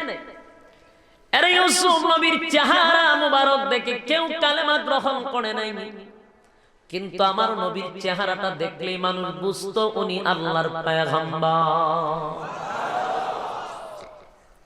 আল্লাহর নবীর চেহারা দেখে বেঈমানরা যে তাকাইছে আর কোন দিকে তাকায় না, চোখের পলক ফালায় না। হায় রে কারে পাগল কয়, এত সুন্দর মানুষ আমরা জিন্দেগি তো দেখি নাই। এত সুন্দর মানুষ যত দেখি ভালো লাগে, পেটের কিদা পর্যন্ত নবীরে দেখলে নিবারণ হয়ে যায়। বেঈমানরা তাকাই আছে তাকাই আছে। একটা পর্যায়ে নবীর চেহারা দেখতে দেখতে এবার নবীর কণ্ঠের আওয়াজও শুনতে লাগলো। হায় রে নবীর কণ্ঠের তেলাওয়াত এত সুন্দর। আমরা শুনেছি দাউদ আলাইহিস সালাতু ওয়াস সালামের কণ্ঠ নাকি আল্লাহ সুন্দর দিয়েছিল। হ্যাঁ, এর মধ্যে কোনো সন্দেহ নেই। আরে দাউদ নবী যখন তেলাওয়াত করত, তার গ্রন্থের থেকে তেলাওয়াত করলে এটার আওয়াজ, ওনার কণ্ঠের আওয়াজ এত সুন্দর ছিল, নদী নালা খাল বিলের যত সমুদ্রের মাছ ছিল সবগুলি লাফাইতে থাকত। উড়ন্ত পাখিরা জমিনে বসে যাইত, জঙ্গলের হিংস্র প্রাণীরা হযরত দাউদ পয়গম্বরের চতুর্দিকে বসে যাইত। সুবহান। কিন্তু দাউদ নবীর কণ্ঠ শুনে, শুধু কণ্ঠ শুনে তার উম্মত কালেমা পড়ে নাই। আল্লাহর নবীর এক তো হলো চেহারা, দ্বিতীয় হলো নবীর কণ্ঠ এত সুন্দর। বেঈমানরা দেখা কয়, দাঁড়া রে, কারে কে পাগল বলে? যদি ওনারে কেউ পাগল বলে আমরা মনে করি সে বড় পাগল। কারণ ওনার যে চেহারা, ওনার যে কণ্ঠ, ওনার যে বাচন ভঙ্গি, আমরা তাওরাত কিতাব রিসার্চ করে যা পাইলাম, এই জামানায় একজন পয়গম্বর আসার কথা, এই জামানায় শেষ একজন পয়গম্বর আসবে, তার বাবার নাম থাকবে আব্দুল্লাহ, তার নাম থাকবে মুহাম্মদ, আর বাবার নাম থাকবে আব্দুল্লাহ। জন্ম হবে আরব দেশে, কুরাইশ বংশে।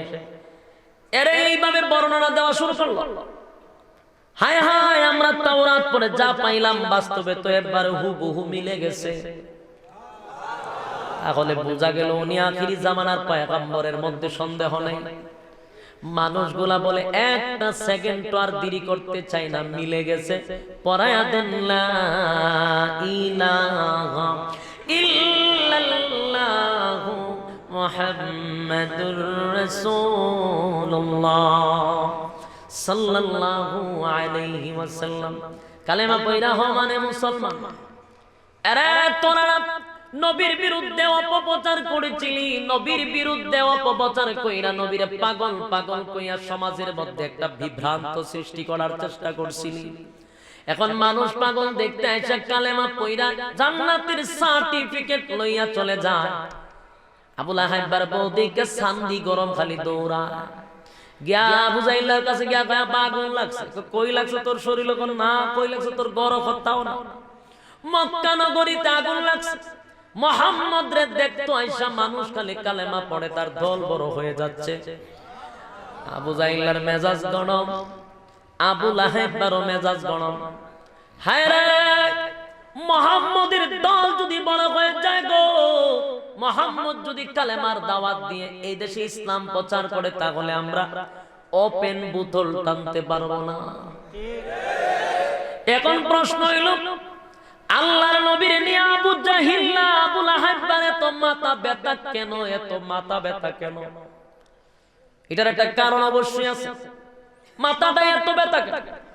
এর এক নাম্বার কারণ হলো আবু জাহিল বুঝতে পেরেছে আল্লাহর পয়গম্বর উনি সত্য, উনি যে শেষ নবী, ওনার পরে যার কোন নবী আসবে না, এটা আবু জাহিল আগে বুঝে লইছে, বুঝে ফেলেছে।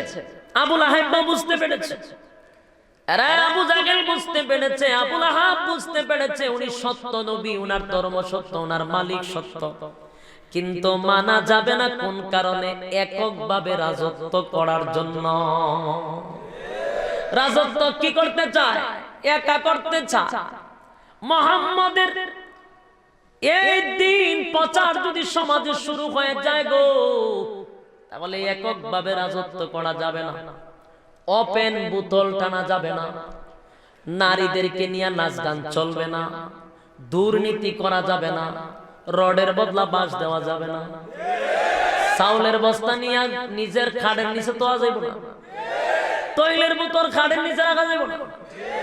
আকাম কুকামের সেঞ্চুরি করা যাবে না, দর্শনের সেঞ্চুরি করা যাবে না, এর দুর্নীতি টেন্ডারবাজি সাদাবাজি করা যাবে না, লক্ষ কোটি টাকা বিদেশে পাচার করা যাবে না। এই যে মাথা ব্যথা শুরু হইল, হায় হায় আমরা তো জানি মুহাম্মদ সত্য বলে, কিন্তু মুহাম্মদের কথা যদি মানতে চায় এককভাবে রাজত্ব জমিনে চলবে না। এই জন্য আবু লাহাবদের মাথা ব্যথা, আবু জাহিল্লাদের মাথা ব্যথা, ঠিক তেমনি ভাবে 1400 বছর পরে আজকে আলেমদেরকে নিয়ে রামভামদের মাথা ব্যথা কেন জানো?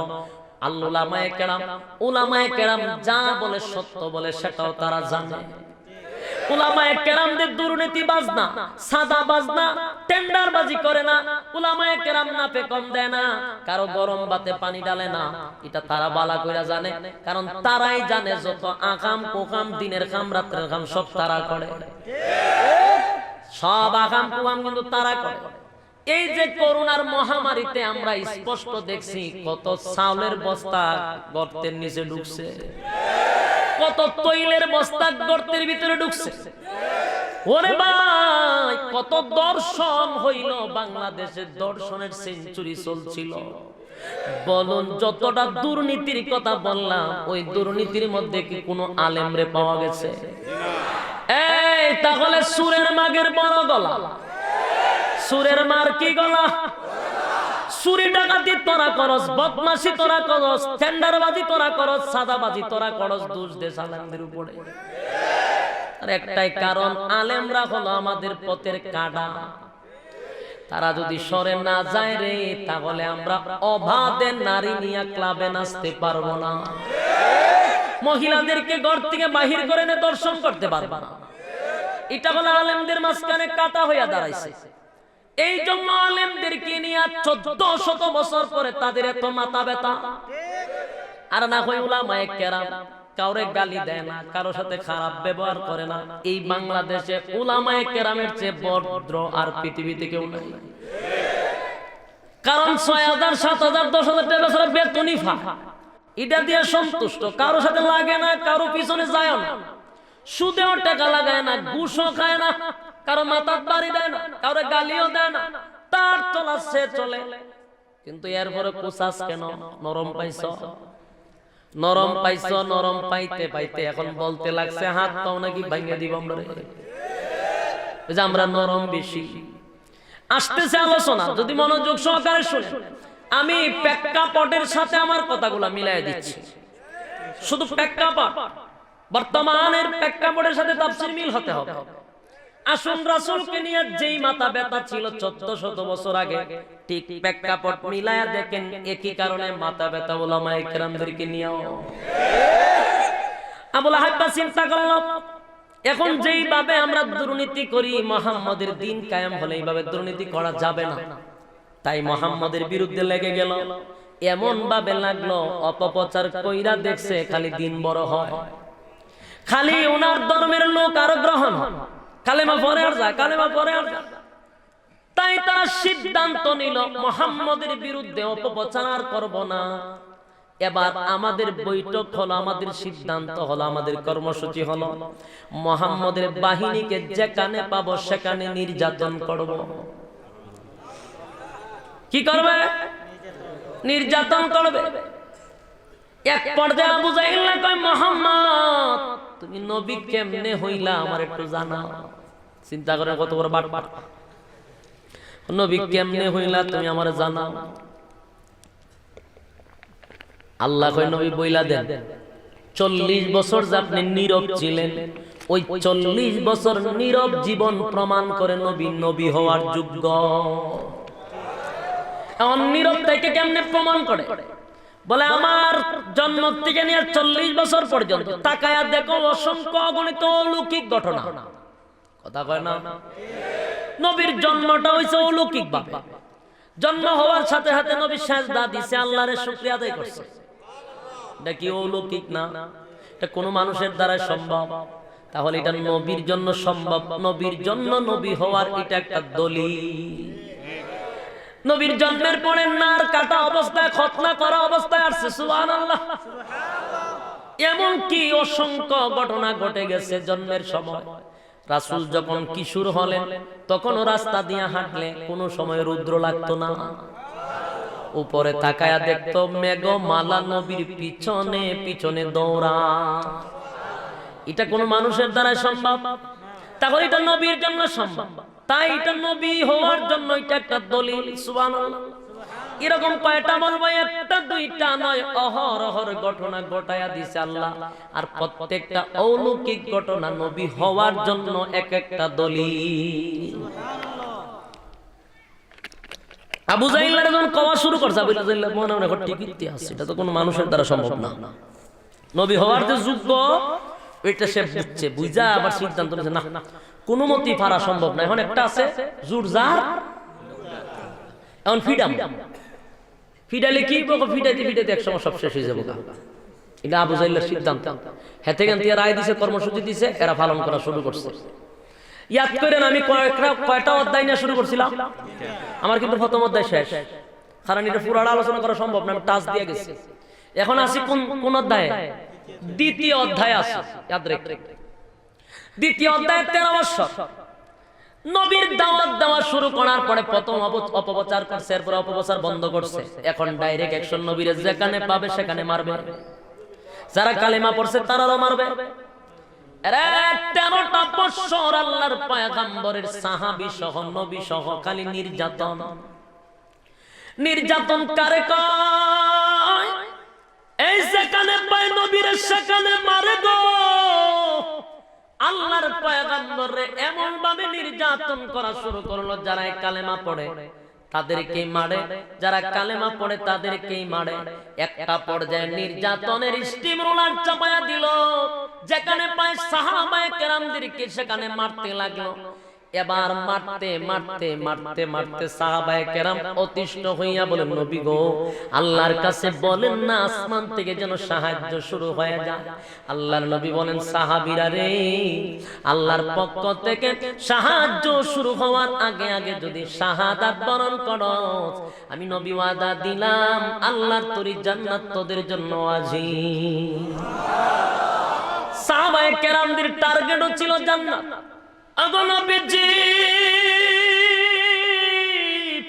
আপনি যদি জান্নাতের আশা দেন গো নবী, ওয়াদা দিলাম ওয়াদা দিলাম সব বিসর্জন দিতে পারি, ইমানটা বিসর্জন দিব না। প্রয়োজনে রক্ত জড়ায়া শাহাদাত বরণ করব, তবে আপনার ওয়াদাটা ঠিক রাখবেন নি। আল্লাহ কি জান্নাত দিবে? আল্লাহর নবী বলেন, দুনিয়াতেই জান্নাতের সার্টিফিকেট পাবি।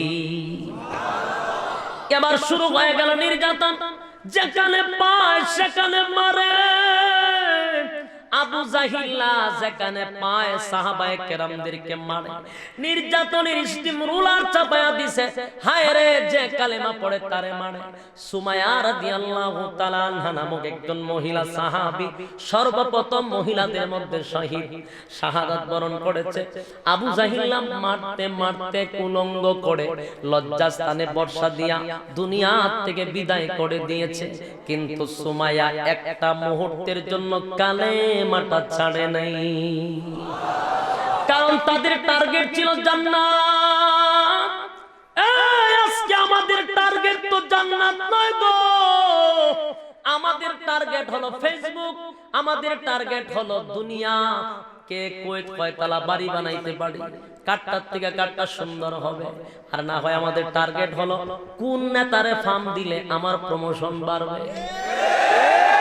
কিন্তু সাহাবায়ে কেরামদের টার্গেট ছিল জান্নাত, জান্নাত ছিল টার্গেট, জান্নাত ছিল টার্গেট। তাই এইভাবে নির্যাতন শুরু হয়ে গেল। আল্লাহর পক্ষ থেকে আওয়াজ আসছে, নবী গো, নির্যাতন সহ্য করেন, কোনো প্রতিবাদ করবেন না, প্রতিবাদ করবেন না। হাত দাঁড়ায় না, মুখ দাঁড়ায় না, চুপ থাকেন আর নির্যাতন সহ্য করতে থাকেন।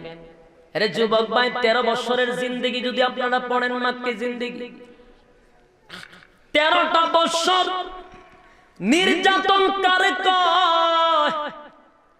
সহ্য করেছে, কোনো প্রতিবাদ করে না। আমার মাঝে মধ্যে 13 বছরের জিন্দেগি রাসূলের যদি পড়তে যায়, মেজাজ এমন গরম হয়, মাঝে মধ্যে মনে হয় এদেশের নাস্তিক আর মুরতাদরে যদি আমার সাহস থাকতো সবটিরে সাইজ করতাম।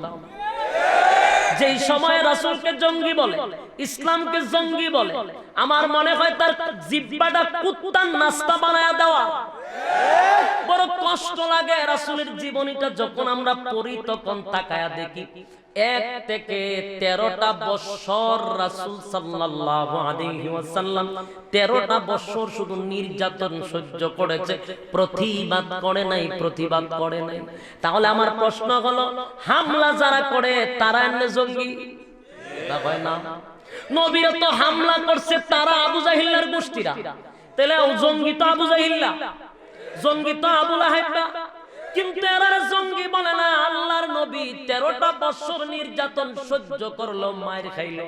আজকে রামবামরা আমার নবীরে জঙ্গি বলে।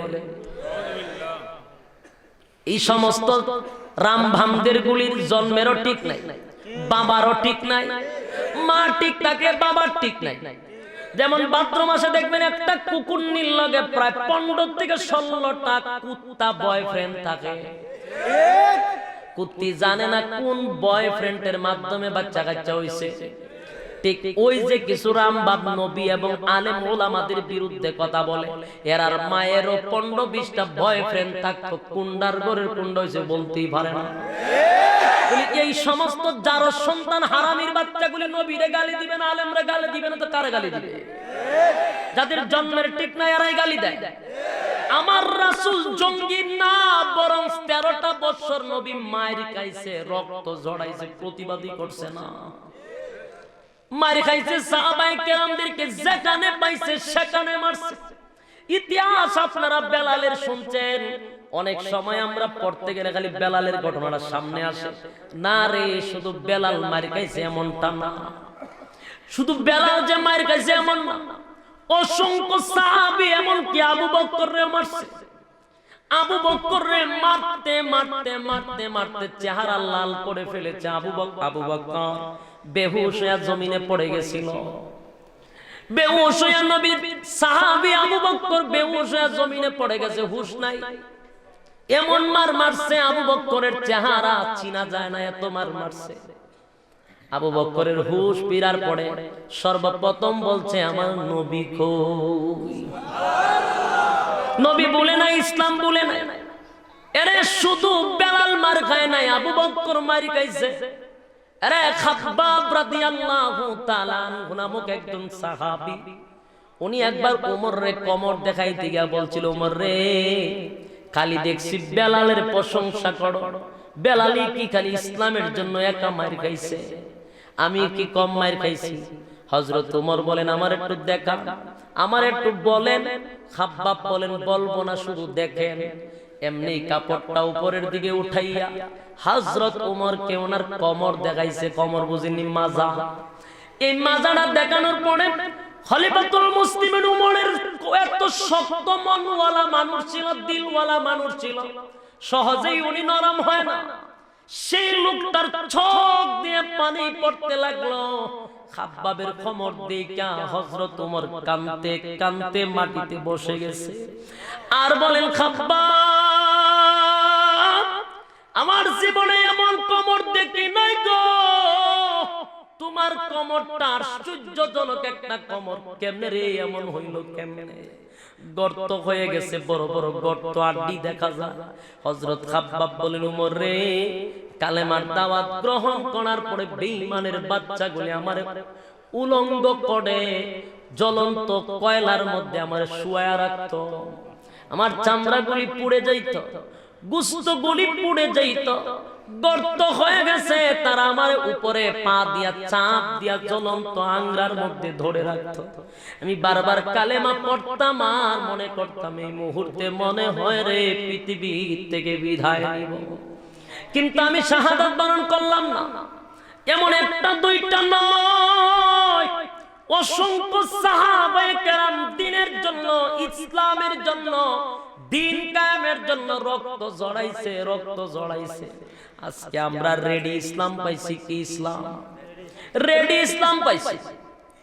আজকে রাসূলের রেখে যাওয়া ইসলামটারে আমরা মন গড়া পালন করতেছি। অথচ এই ইসলাম কায়েম করতে গিয়া শুধু সাহাবীদের রক্ত নয়, আমার নবীর শরীর থেকেও রক্ত ঝরাইছে। এর যুবক ভাই, এই অসংখ্য সাহাবায়ে কেরাম মার খাইছে গো, দ্বীনের জন্য, ইসলামের জন্য মার খাইছে, কিন্তু ঈমান ছাড়ে নাই। 13টা বছর খালি সহ্য করছে, ধৈর্য ধরছে, আল্লাহর হুকুমে চুপ ছিল, মার খাইছে। একটা পর্যায়ে দেখে নির্যাতন করেও লাভ নাই। এখন আবু জাহিল্লা ঘোষণা দিল, আল্লাহর নবীর যেখানে পাওয়া হবে সেখানে হত্যা করবে। নাউজুবিল্লাহ, আসতে বল। আবু জাহিল্লা এবার নিয়ত করল, এই মুহাম্মদকে যেখানে পাইব গো সেখানে হত্যা করব। চতুর্দিকে নবীরে ঘেরাও করলো মারার জন্য। আল্লাহ জিবরাইলকে পাঠায়া বলে, বন্ধু আমার, আপনি আজকে এখান থেকে হিজরত করে মদিনায় চলে যান। এবার সংক্ষেপে বলি, আবু বকরকে লইয়া আল্লাহর নবী চলে গেলেন মদিনায়। লম্বা ঘটনা আপনারা সবাই জানেন। হিজরত করে মদিনায় চলে গেল।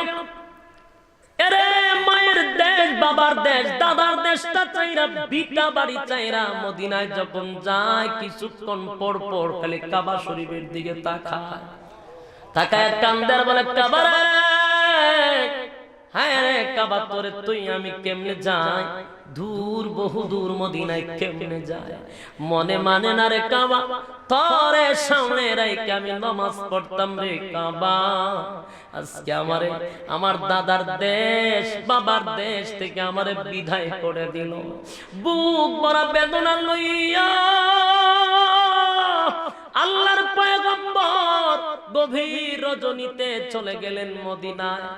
মদিনায় যাওয়ার পরে মদিনার যুবকরা নবীরে যে আদর করলো, যেই ভালোবাসাটা দেখাইছে, লম্বা ঘটনা আমার পরে বক্তা আছে, এই জন্য সংক্ষেপে বলি। এরে নবীরে মদিনায় যাওয়ার পরে যেই পরিমাণ মহব্বত আর ভালোবাসা দেখাইছে, যেই পরিমাণ ভালোবাসা দেখাইছে, যুবকরা ডাক দিয়া বলেন, নবী গো, ওয়াদা দেন না গো নবী, আর কোনদিন যাইবেন না আমাদের মদিনা ছেড়ে, কোনদিন আপনি যাইবেন না। আল্লাহর নবীর যুবকরা বলে, ওগো নবীজি, আপনি যদি দুনিয়া থেকে বিদায় হয়ে যান গো নবী, ওয়াদা দেন না আপনার লাশ যেন মদিনার বাহিরে না যায়। হায় রে নবীর ভালোবাসা, যুবকরা নবীর এত ভালোবাসলো, আল্লাহর নবী ভালোবাসা দেখা চোখের পানি ছেড়ে দিয়া নবীর দাড়ি মুবারক ভিজে গেছে।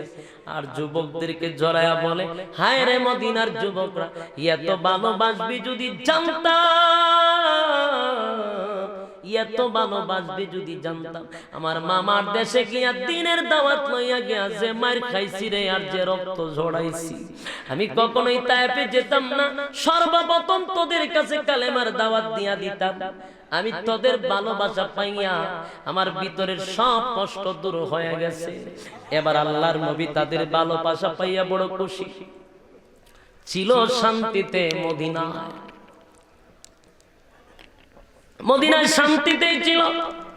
কিন্তু আবু জাহিল্লার গোষ্ঠী, আবু লাহাবের গোষ্ঠীরা মদিনা মক্কায় তাইকা চিন্তা করলো, মুহাম্মদ রে বিদায় করলাম, মদিনায় গিয়া যদি আবার তার পুরা টিম যদি বড় করে ফেলে, তার সংগঠন যদি বড় করে, তার লোক যদি বেড়ে যায়, তাহলে তো আমরার উপরে পরবর্তীতে হামলা করবে।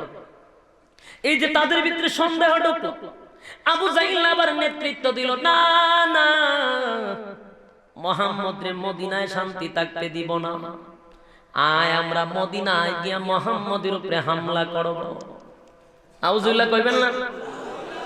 এই জঙ্গি কারা? নবী জঙ্গি না আবু জাহিলরা জঙ্গি? কথা কয় না। নবী তাদের নির্যাতনের কারণে চলে গেল মদিনায়, সেখানে যায় নির্যাতন করার জন্য।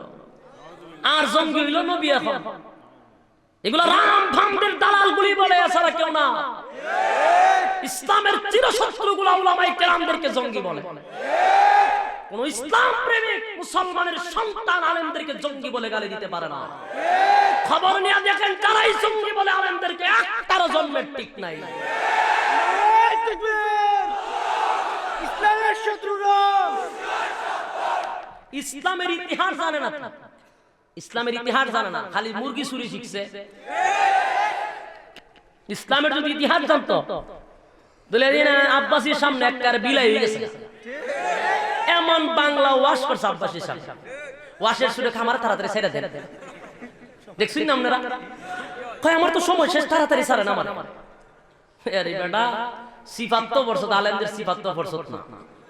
তোর দৌড় যেখানে গিয়া শেষ, এখান থেকে আলেমদের দৌড় শুরু। পরে ফত গায়, পরের দিন যখন বাংলা ওয়াশ গায়, পরের দিন কয় উনার সাথে আমার বসেনটা ঠিক হয়েছে, উনি তো জামাত। উনারা চোখ চশমা লাগাই যালে জামাতের চোখ, যারে দেখে ওই জামাত। আর খালি রাজা খা, 12 বছরের বাচ্চারা দিল তুই রাজা খা। এখন আমার রাজা আর কোন কারো চশমা খুলে না, না তুই শুধু চশমার ভিত্তে খালি রাজা হাট দেখি। সিস্টেম এরকম হয়ে গেছে, এমন সাইজ করছে জনমের সাইজ। আব্বাসি দিছে জনমের সাইজ করে ছেড়ে দিছে। পরে রাস্তা তো গায়ে পানা, আমি যাইতাম কোন নাম দিয়া, আমার সাইরা দাও, আমি বাঁচতে চাই। আমি বুঝাইতে চাই তোরাই মুরগি চুরি না পইরা ইসলামের ইতিহাস পড়তে পারস না। রাসূল সারাটা জীবন নির্যাতন করলো, মারলো, রাসূলের রক্ত দান দান ভাঙছে, জঙ্গি হয় রাসূল। আল্লাহর পয়গম্বর মক্কা ছেড়ে মদিনায় চলে গেল, সেখানে আবু লাহাবের গোষ্ঠীরা। কিন্তু এখানে একটা কথা আছে, আবু লাহাব কিন্তু উহুদের যুদ্ধে, এই বদরের যুদ্ধে গেছে না। ইতিহাস আমরা জানেননি, বদরের যুদ্ধে আবু লাহাব গেছে। কেটে গেছে না কইতা? আবু লাহাবের উপরে একটা আয়াত সূরা কমপ্লিট নাজিল ছিল না, সূরা লাহাব। এই লাহাব নাজিল হওয়ার পরে আবু লাহাবের ভিতরে কম্পন সৃষ্টি গেছে। কেন জানে? কারণ এরা যতই বিরোধিতা করতো, মনে মনে জানে যে উনি সঠিক। উনি যে আল্লাহর পয়গম্বর এটা আবু লাহাব জানতো। যখন আয়াত নাজিল হইছে এর ভিতরে কম্পন সৃষ্টি জানা, বদরের যুদ্ধে জানা।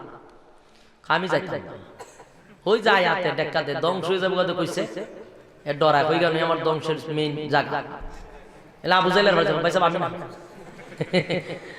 কেন এও বালা কইরা জানতো মুহাম্মদের মুখ দিয়া যা বাইরে হয় এটা বুলেটের মতো, এটার ফিরানোর কোনো সিস্টেম নাই। আবু লাহাব গেছে না, আবু জাহেলের বাড়ি যাও, বাতি তুমি যাও গিয়া ঘুরাও। আবু জাহেলের ফিরাইছিনি, সামনে আলোচনা। আমার কিন্তু দ্বিতীয় অধ্যায় শেষ। কত অধ্যায় আছে? তৃতীয় অধ্যায়। মদিনায় গেছি মানে তৃতীয় অধ্যায়। কারণ সমস্যা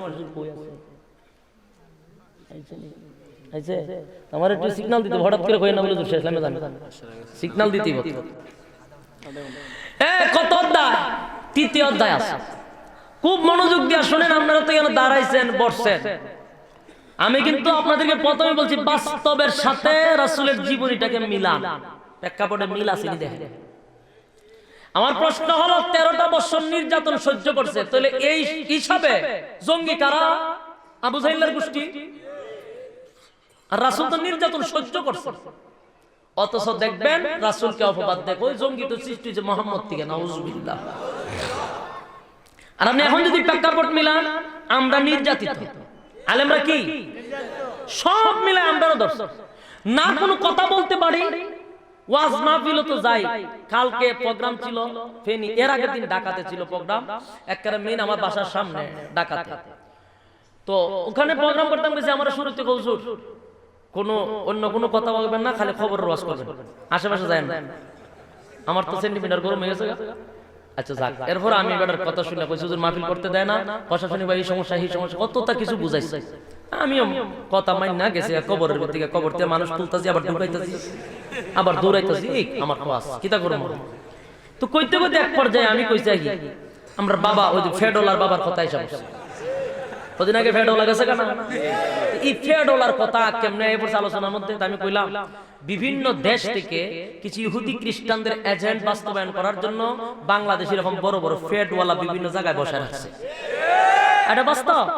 মুসলমানকে মন গড়া ইসলাম পালন করানোর জন্য, রাসূলের রেখে যাওয়া ইসলাম থেকে বিরত করার জন্য, মন গড়া ইসলাম পালন করার জন্য এদেরকে বসায় রাখছে মানুষের বাপ মূর্তি নষ্ট করার জন্য। উনি কথা কইছে এতটা হুজুর কোন দেশের কথা কইেন, গেল খতম করে আমার কাছে ফিটের কথা কইেন পরে আমি কইলাম উঠেন ওয়াজ করেন না আপনি আমরা কোন দেশও কইেন না কিচ্ছু কইেন না 5 মিনিট বয়ান করেন কথা বুঝেন নাই এটা ফাইলে না আমি ইউটিউব বলার না করছি সারাল্লাহ কারণ এগুলো ছাড়লে আমাদেরকে টার্গেটে ফেলায় দেয় এজন্য আমার অনেক ঘটনা ঘটতে যায় একবার একটা কোর্সিন পর থেকে আমি কোন মিডিয়ারে ভাইরাল টপিক ছাড়তে দেই না কারণ এগুলো আমরা টার্গেট করি তো এইটাও খেলা ভাইরাল হয়ে গেল এবারে আমি উঠেন ওয়াজ করেন আপনারা 5 মিনিট বেশি না 5 মিনিট ওয়াজ করবেন আমি তো 2-2.5 ঘন্টা করতেছি আপনি শুধু 5 মিনিট ওয়াজ করেন দেখেন কি তা কোন আপনি অন দি ফায়জামা গরম হয়ে গেছে কতক্ষণ পরে দি ফায়জামা পরাইলি পরে চিন্তা করলাম সাবধান খালি দিয়া আওয়াজ করতেছে কোনো আবার অন্য ঘটনা ঘটতে জায়গা মাথাও তো হ্যাং হয়ে গেছে বসাইলে দুইটা কথা কইতে পারে বিসমিল্লাহটা কইতে না বিসমিল্লাহ বিসমিল্লাহির রহমানির রহিম সূরা আলেমরে বাধা দিত কথা বুঝেন না আমার প্রশ্ন হইল স্বাধীন দেশে 96% মুসলমানের দেশে আলেম ওলামাদের দেশে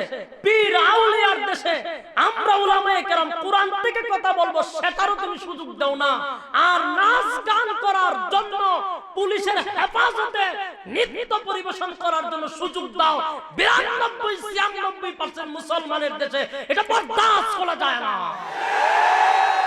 সম্মানিত শুধু এটা একটা ষড়যন্ত্র এটা কি আমরা চুপ থাকতেছি ওইদিকে ইসলামের 12টা বাজাচ্ছে ইতিমধ্যে আপনারা শুনছেন কমান্ডার নামে একটা মুভি বাহির হচ্ছে ছবিটার নাম কি কমান্ডার এই কমান্ডার ছবি কি পরিমাণ ইসলামকে নিয়ে ষড়যন্ত্র হচ্ছে একটু দিলের কান লাগায় 2 মিনিট শুনে কারণ আমরার কাজ হলো আপনাদেরকে জানায় দাও মানা না মানাটা আপনাদের ব্যাপার কমান্ডার ছবিটার মধ্যে কালেমার পতাকা রাখছে পিছনে স্পষ্ট কালেমার বড় বড় আয়াতগুলি স্পষ্ট লেখা সেখানে বিলিয়নদের চরিত্রে দাঁড় করাইছে তাদেরকে যাদের মুখে দাড়ি আর পাগড়ি এরা রাখছে খারাপ খারাপ লোকের চরিত্রে আর বালা মানুষকে ইন্ডিয়ার দেব বালা মানুষকে ইন্ডিয়ার দেব সে হলো নায়ক আর দাড়ি আর টুপি পাগড়ি মাথায় দিয়ে আল্লাহু আকবার যারা বলে এরারে বানাইছে বিলিয়নের চরিত্র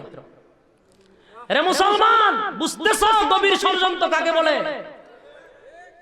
আমার ইসলামটাকে ধ্বংস করার জন্য তারা এই মুভি বানাইতেছে তারা নারায়ে তাকবীর আল্লাহু আকবার বলে আর দেবে আয়েশা এরারে ধ্বংস করে এবং তাদের কাছ থেকে আমাদের বাংলাদেশের পতাকাকে রক্ষা করে যে ব্রাঞ্চে ভালো মানুষের চরিত্রে আর দাড়িওয়ালা টুপিওয়ালার নিচে খারাপ মানুষের চরিত্রে এটা দিয়া গোটা বিশ্বে এই মুভিটা যখন চলবে গোটা বিশ্বে ইসলামকে চরম পর্যায়ে অপমান করা হয়েছে এটা দিয়া দাড়ি এবং টুপিকে রাসূলের সুন্নতকে চরম পর্যায়ে অপমান করা হয়েছে আর আমি মনে করি এটা এক নাম্বার গভীর ষড়যন্ত্র হলো দাদার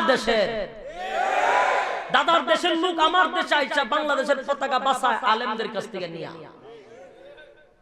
এই ষড়যন্ত্র গভীর চলতেছে এজন্য চোখ কান খোলা রাখবেন নিজের ঈমান হেফাজত করতে গিয়ে যদি শরীরে তাজা রক্ত দিতে হয় যুবক প্রস্তুত থাকতে হবে আমার ঈমান আমি বিক্রি করতে পারবো না ঈমান বিক্রি করতে পারবো না ঠিক কিনা বলেন সব চাপতে পারি ঈমান চাপতে পারি না ষড়যন্ত্র হচ্ছে আমার এই মুভিটা বয়কট যদি না করে যদি এটার মুক্তি দেওয়া হয় আল্লাহর কসম বাংলাদেশে আবার কোন পরিস্থিতি হয় এটা জানি না আমরা আমাদের উলামায়ে কেরাম কি সিদ্ধান্ত নেয় সেটা আমরা এখনো জানতে পারি নাই কিন্তু এই মুভির দ্বারা আমাদের কালেমাকে ধ্বংস করে দেওয়া হয়েছে এইজন্য এগুলা চোখ কান খোলা রাখবেন কথা বুঝতেছেন রাসূল 40 বছর চুপ থাকলো অসুবিধা ছিল না 13টা বছর নির্যাতন সহ্য করলো এরপরে চলে গেল মদিনায় সেখানে যাওয়ার পরে যেই লোকগুলো হামলা করলো তারা জঙ্গিবাদী হইল না জঙ্গিবাদী হইল আমার রাসূল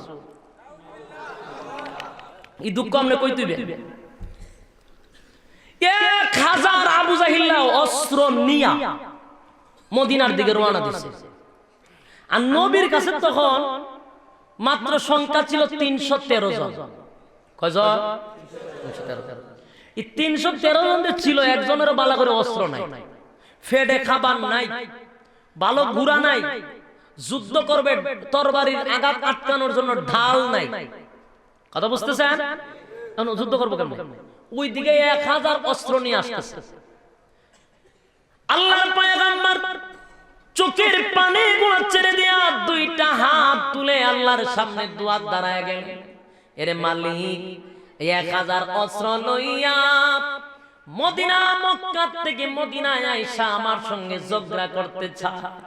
আমার মাত্র 313 জন, এই 313 জন আমার কলিজার টুকরা সাহাবীদেরকে লইয়া আমি মক্কা থেকে বাবার বিঠাটা ছেড়ে, দাদার বিটা ছেড়ে, আমি সব ছেড়ে দিয়া আমার কলিজার টুকরা সাহাবীদেরকে লইয়া মদিনায় আসছিলাম। আমার অধিকাংশ সাহাবীদের পেটে খাবার নাই, তাকায় দেখেন গো মালিক, পেটে খাবার নাই, তাদের ঘোড়া নাই, ঢাল নাই, অস্ত্র নাই, কেমনে গো যুদ্ধ করবে? যদি 1000 অস্ত্র নিয়ে আসে, আমার 313 জন সাহাবী যদি শাহাদাত বরণ করে, রে মালিক আমি তোমারে জানায়া দিলাম, এই জমিনে সেজদা দেওয়ার মতো তোমারে আর কেউ থাকবে না। আল্লাহর নবী বেতায় ব্যতীত হইয়া দুইটা হাত তুলে মালিকের দরবার কাঁদতে কাঁদতে কাঁদতে, নবী হাত দুইটাই এইভাবে ছিল। একটা সময় নবী দুইটা হাত দিয়ে উপরে দাঁড়িয়ে গেলেন আর বললেন, মালিক রে, একবার তুমি তোমার কুদরতি নজর দিয়া তাকাও, আমার এই অসহায় কলিজার টুকরা সাহাবীরা যদি শাহাদাত বরণ করে, এই জমিনে তোমার কে সেজদা দিবে গো? সেজদা দেওয়ার মতো কেউ থাকবে না। তুমি মালিক যদি চাও তোমারে কেউ সেজদা দিত, তাহলে যুদ্ধে বিজয় দান করো, আর যদি মনে করো তোমার জমিনে তোমার কোনো সেজদার প্রয়োজন নাই, তাহলে শাহাদাত বরণ করুক সাহাবীরা, অসুবিধা নাই। আমার কলিজার টুকরা সাহাবীদেরকে তুমি ধ্বংস কইরো না। আল্লাহর নবী কাঁদতে কাঁদতে কাঁদতে দাঁড়ায়া গেল।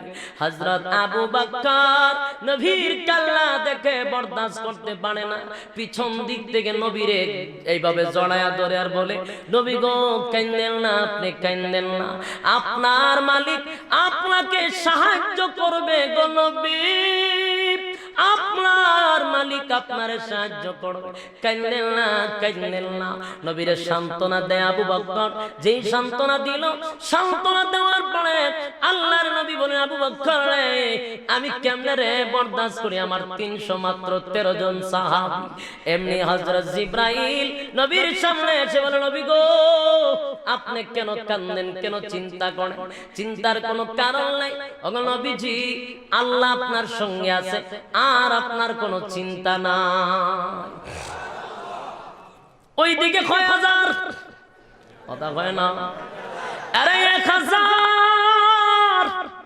1000 অস্ত্র সহ আর 313 জন অস্ত্র নাই রে।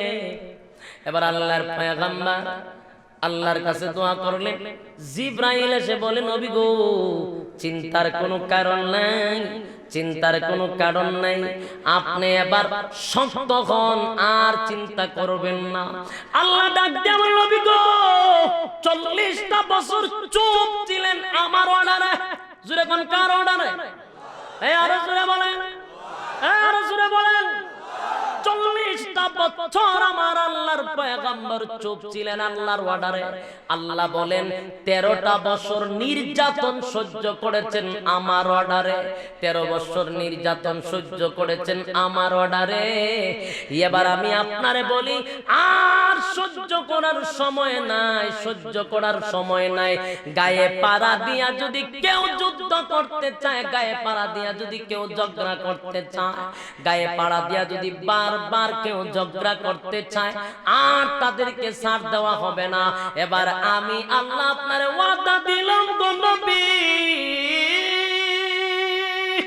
আমি আপনারে ওয়াদা দিলাম, এবার নরম হলে চলবে না।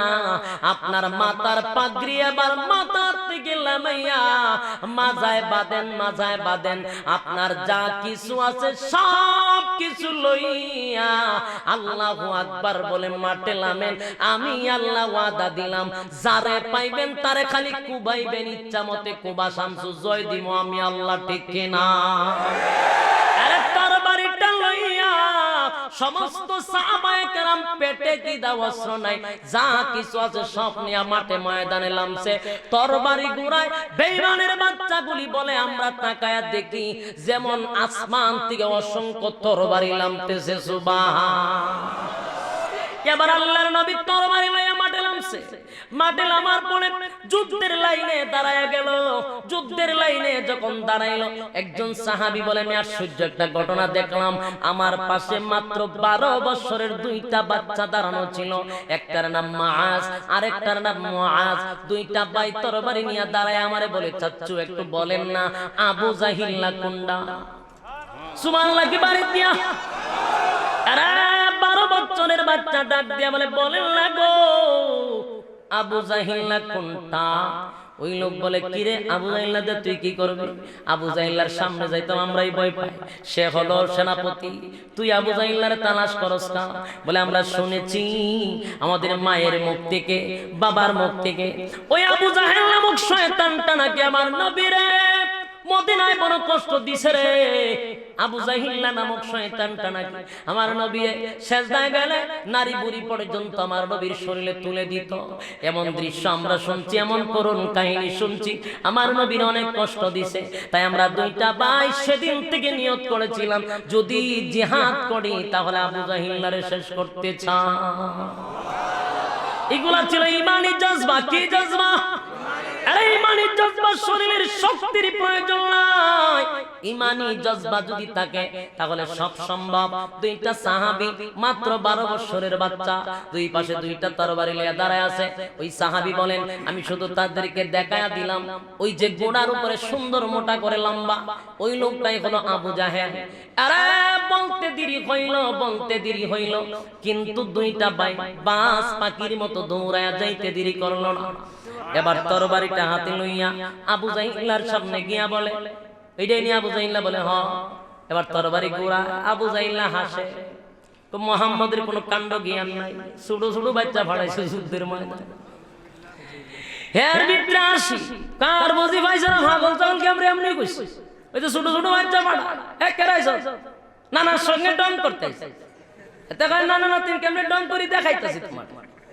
ছোট ভাই তরবারিটা লইয়া গুড়ার পায়ের মধ্যে আঘাত করার সাথে সাথে গুড়া গিয়ার জায়গায় দাঁড়ায় থাকতে পারে। গুড়াটা পড়ে গেল। আবু জাহিল্লা বুঝতে পারছে বাপ বালান। তরবারিটা লইয়া যখন ঘুরাইছে, ওই ছোট দুইটা বাচ্চা মুআজ আর মুআজের একজনের ডান হাতটা বাম হাতটা কেটে ফেলেছে।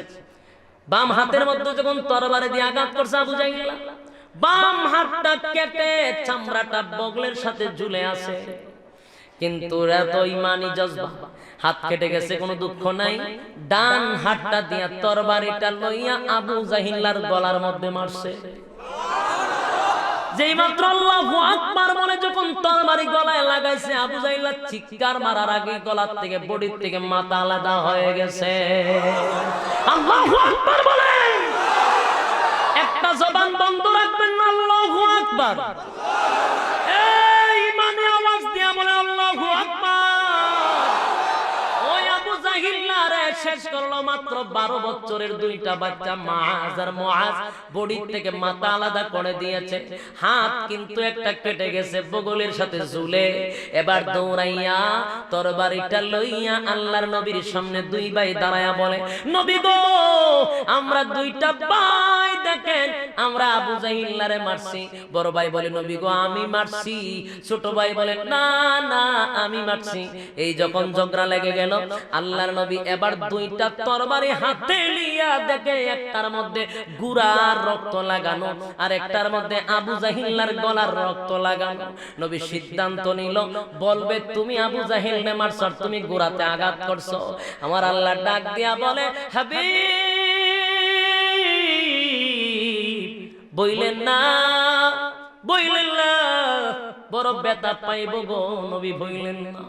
আপনি সমাধান দিয়ে দেন, দুই ভাই হত্যা করেছো, যদি একজনের নাম বলেন বড় কষ্ট পাবে। আমি চাই না তারা কষ্ট পাক। আল্লাহর নবী বলার সাথে সাথে নবী বললেন, এই দুনো ভাই হত্যা করেছো, তবে শোনো একজন গনিমতের মাল পাইবা আর একজন পাইবা না।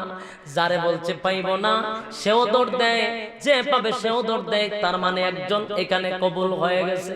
দুইটা ভাই আবার তরবারি লইয়া যুদ্ধের ময়দানে গেল। কিন্তু এই হাতটা বড় ঝামেলা করে, বারবার শুধু লড়াচড়া করে। এবার হাতটা ডিস্টার্ব হয় যুদ্ধ করতে গিয়ে। মাত্র 12 বছরের বাচ্চার ইমানি জজবা হাতটারে পায়ের নিচে ফেলে আল্লাহু আকবার বলে যখন টান মারছে, হাতটা ছিঁড়ে জমিনে ফালায়া দিছে। এবার এক হাত দিয়ে যুদ্ধ করতে করতে শাহাদাত বরণ করছে।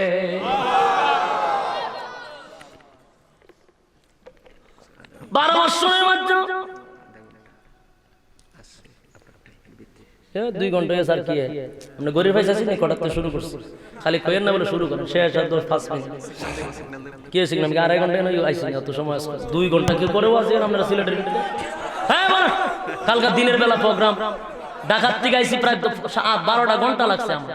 2 ঘন্টা ধরে বসলে গরিব ভাই আছেন, গরিব ভাই আওয়াজ হইছে না 2 ঘন্টা সব কেউ করে নি বাসি বসেন। ওয়াজ শেষ করবার আগে চিল্লাচিল্লি শুরু করছে। বেশি আবেগ ভালো না। আমার প্রতি আপনার ইহসান না করে যে একটা মানুষ ঢাকার থেকে আমি 2টার সময় রওনা দিছিলাম, 10টা এখানে পৌঁছি 8-9টার মধ্যে। কয় ঘন্টা লাগছে সব পড়ে? এত সময় গাড়ি দৌড়ে আসছি, গোয়ার তো কোনো সুযোগ নাই। এখানে 2 ঘন্টা ওয়াজ চলতেছে, আমরা আরো করে আমি যে ফজর পর্যন্ত করে আমরা কি না করি না লোক এটা কি তেল বেরে তুইছি যে কইতি তাহে কইতি তাহে আবার দিনের বেলা আবার ওয়াজ, আবার রাত্রে ওয়াজ। তো মানুষ আপনারা তো পারেন না সিপা ছেড়ে দিতে বুঝি, তো সব জায়গা দরকার নাই। 2টা ঘন্টা দাঁড়াবাই। তবে আমি খুশি আপনারা মৌমাছির মতো বসা আমার দিলে সাক্ষী দেয়। আমি যদি আরো 1.5 ঘন্টা ওয়াজ করি একটা মানুষও লড়বে না, কিন্তু আমার এখানে কিছু করার নাই। একটা হলো দিনের বেলা কালকে প্রোগ্রাম, আবার রাত্রি প্রোগ্রাম। আমি তো একটা মানুষ, শারীরিক অবস্থা তো দেখতেছেন খুব মোটা আমি নাকি। সুফাত বইলে অর্ধেক খালি থাকে সারাটা জীবন। এই দুঃখ তো এবার জায়গা ভাই আর কত চুষতেন, বেশি চাপ দিয়েন না তাহলে সমস্যা। আমি আপনাদেরকে বলি, আর আপনার অন্য একজন বসান 2 ঘন্টা হয়েছে। আরেকটা কথা হলো, যার মাধ্যমে আমি এখানে আসছি ওনার নাম হলো জিল্লুর রহমান সাহেব। লন্ডন থেকে আমার সাথে যোগাযোগ করছে। দেশ থেকে অনেকে আমরা পায় না, কিন্তু উনি লন্ডন থেকে হয়ে গেছে। তার মানে বুঝলো মহব্বত থাকলে সবই সম্ভব। লন্ডন থেকে আমার সাথে যোগাযোগ করছে। আমি ওনার কথাবার্তা প্রথমে আমার ভালো লাগছে, তাই আমি সাথে সাথে ডেট দিয়ে দিছি। আমি ইনশাআল্লাহ জাস্ট টাইমে আপনার এখানে উপস্থিত থাকবো। আমিও আসছি সময় মতোই। যুবক গুলার মহব্বত ভালোবাসা দিকে আমি মুগ্ধ।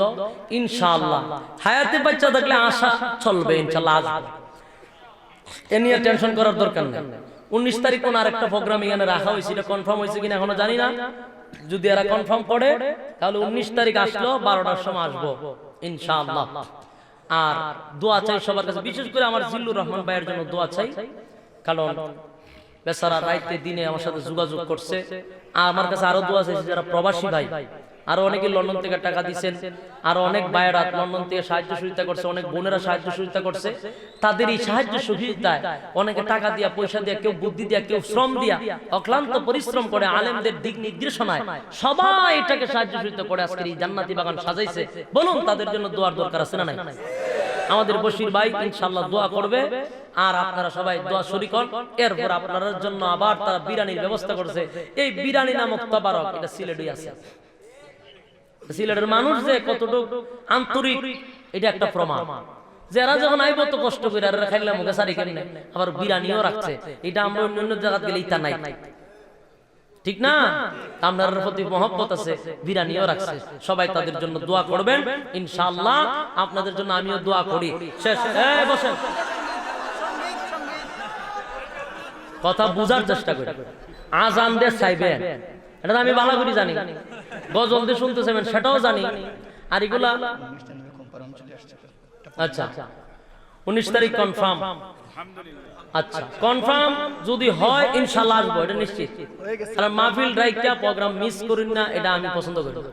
এখন আসুন, বুঝছে যে কথা বলতেছিলাম, আমি মাহফিল যে আজান চাইবো এটা আমি জানি, গজল চাইটাও জানি, কিন্তু বিষয়টা হলো আমি রাখার সময় তাদেরকে বারবার বলি, বলে ভাই আমার নিতে গেলে অন্তত পক্ষে বর্তমান আপডেটের কিছু মাইক আইন, কারণ পাবলিক আমার কাছে যায়, এই জন্য আমার মেজাজ গরম হয়, খুব কষ্ট লাগে।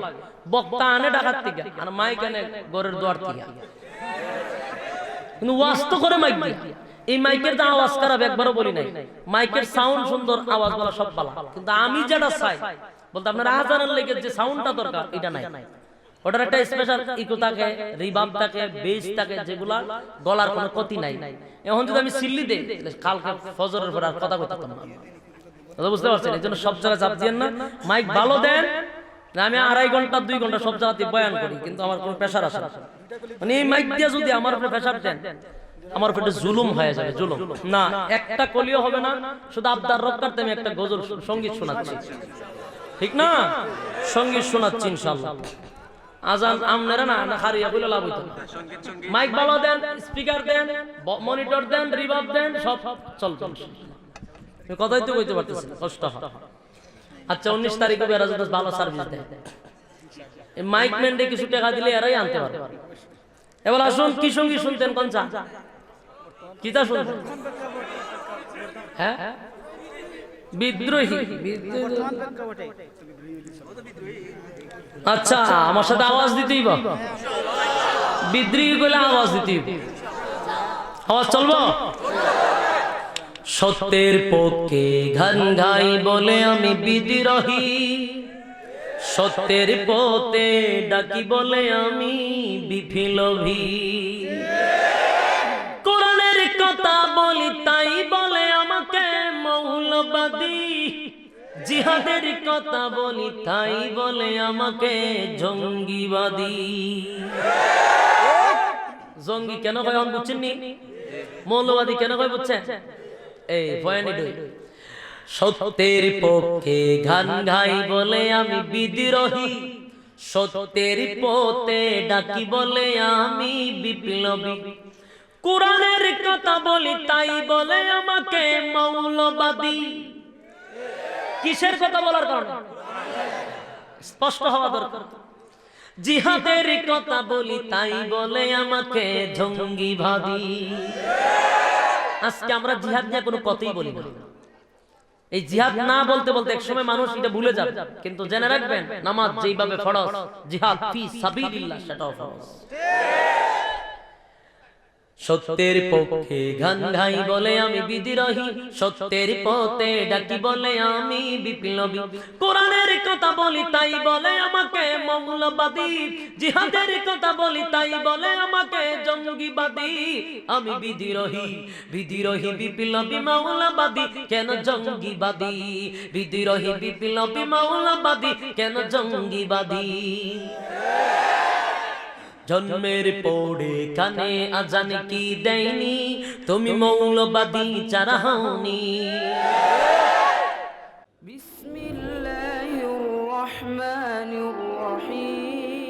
কুরআন হাদিসের আলোকে সত্যের সন্ধান।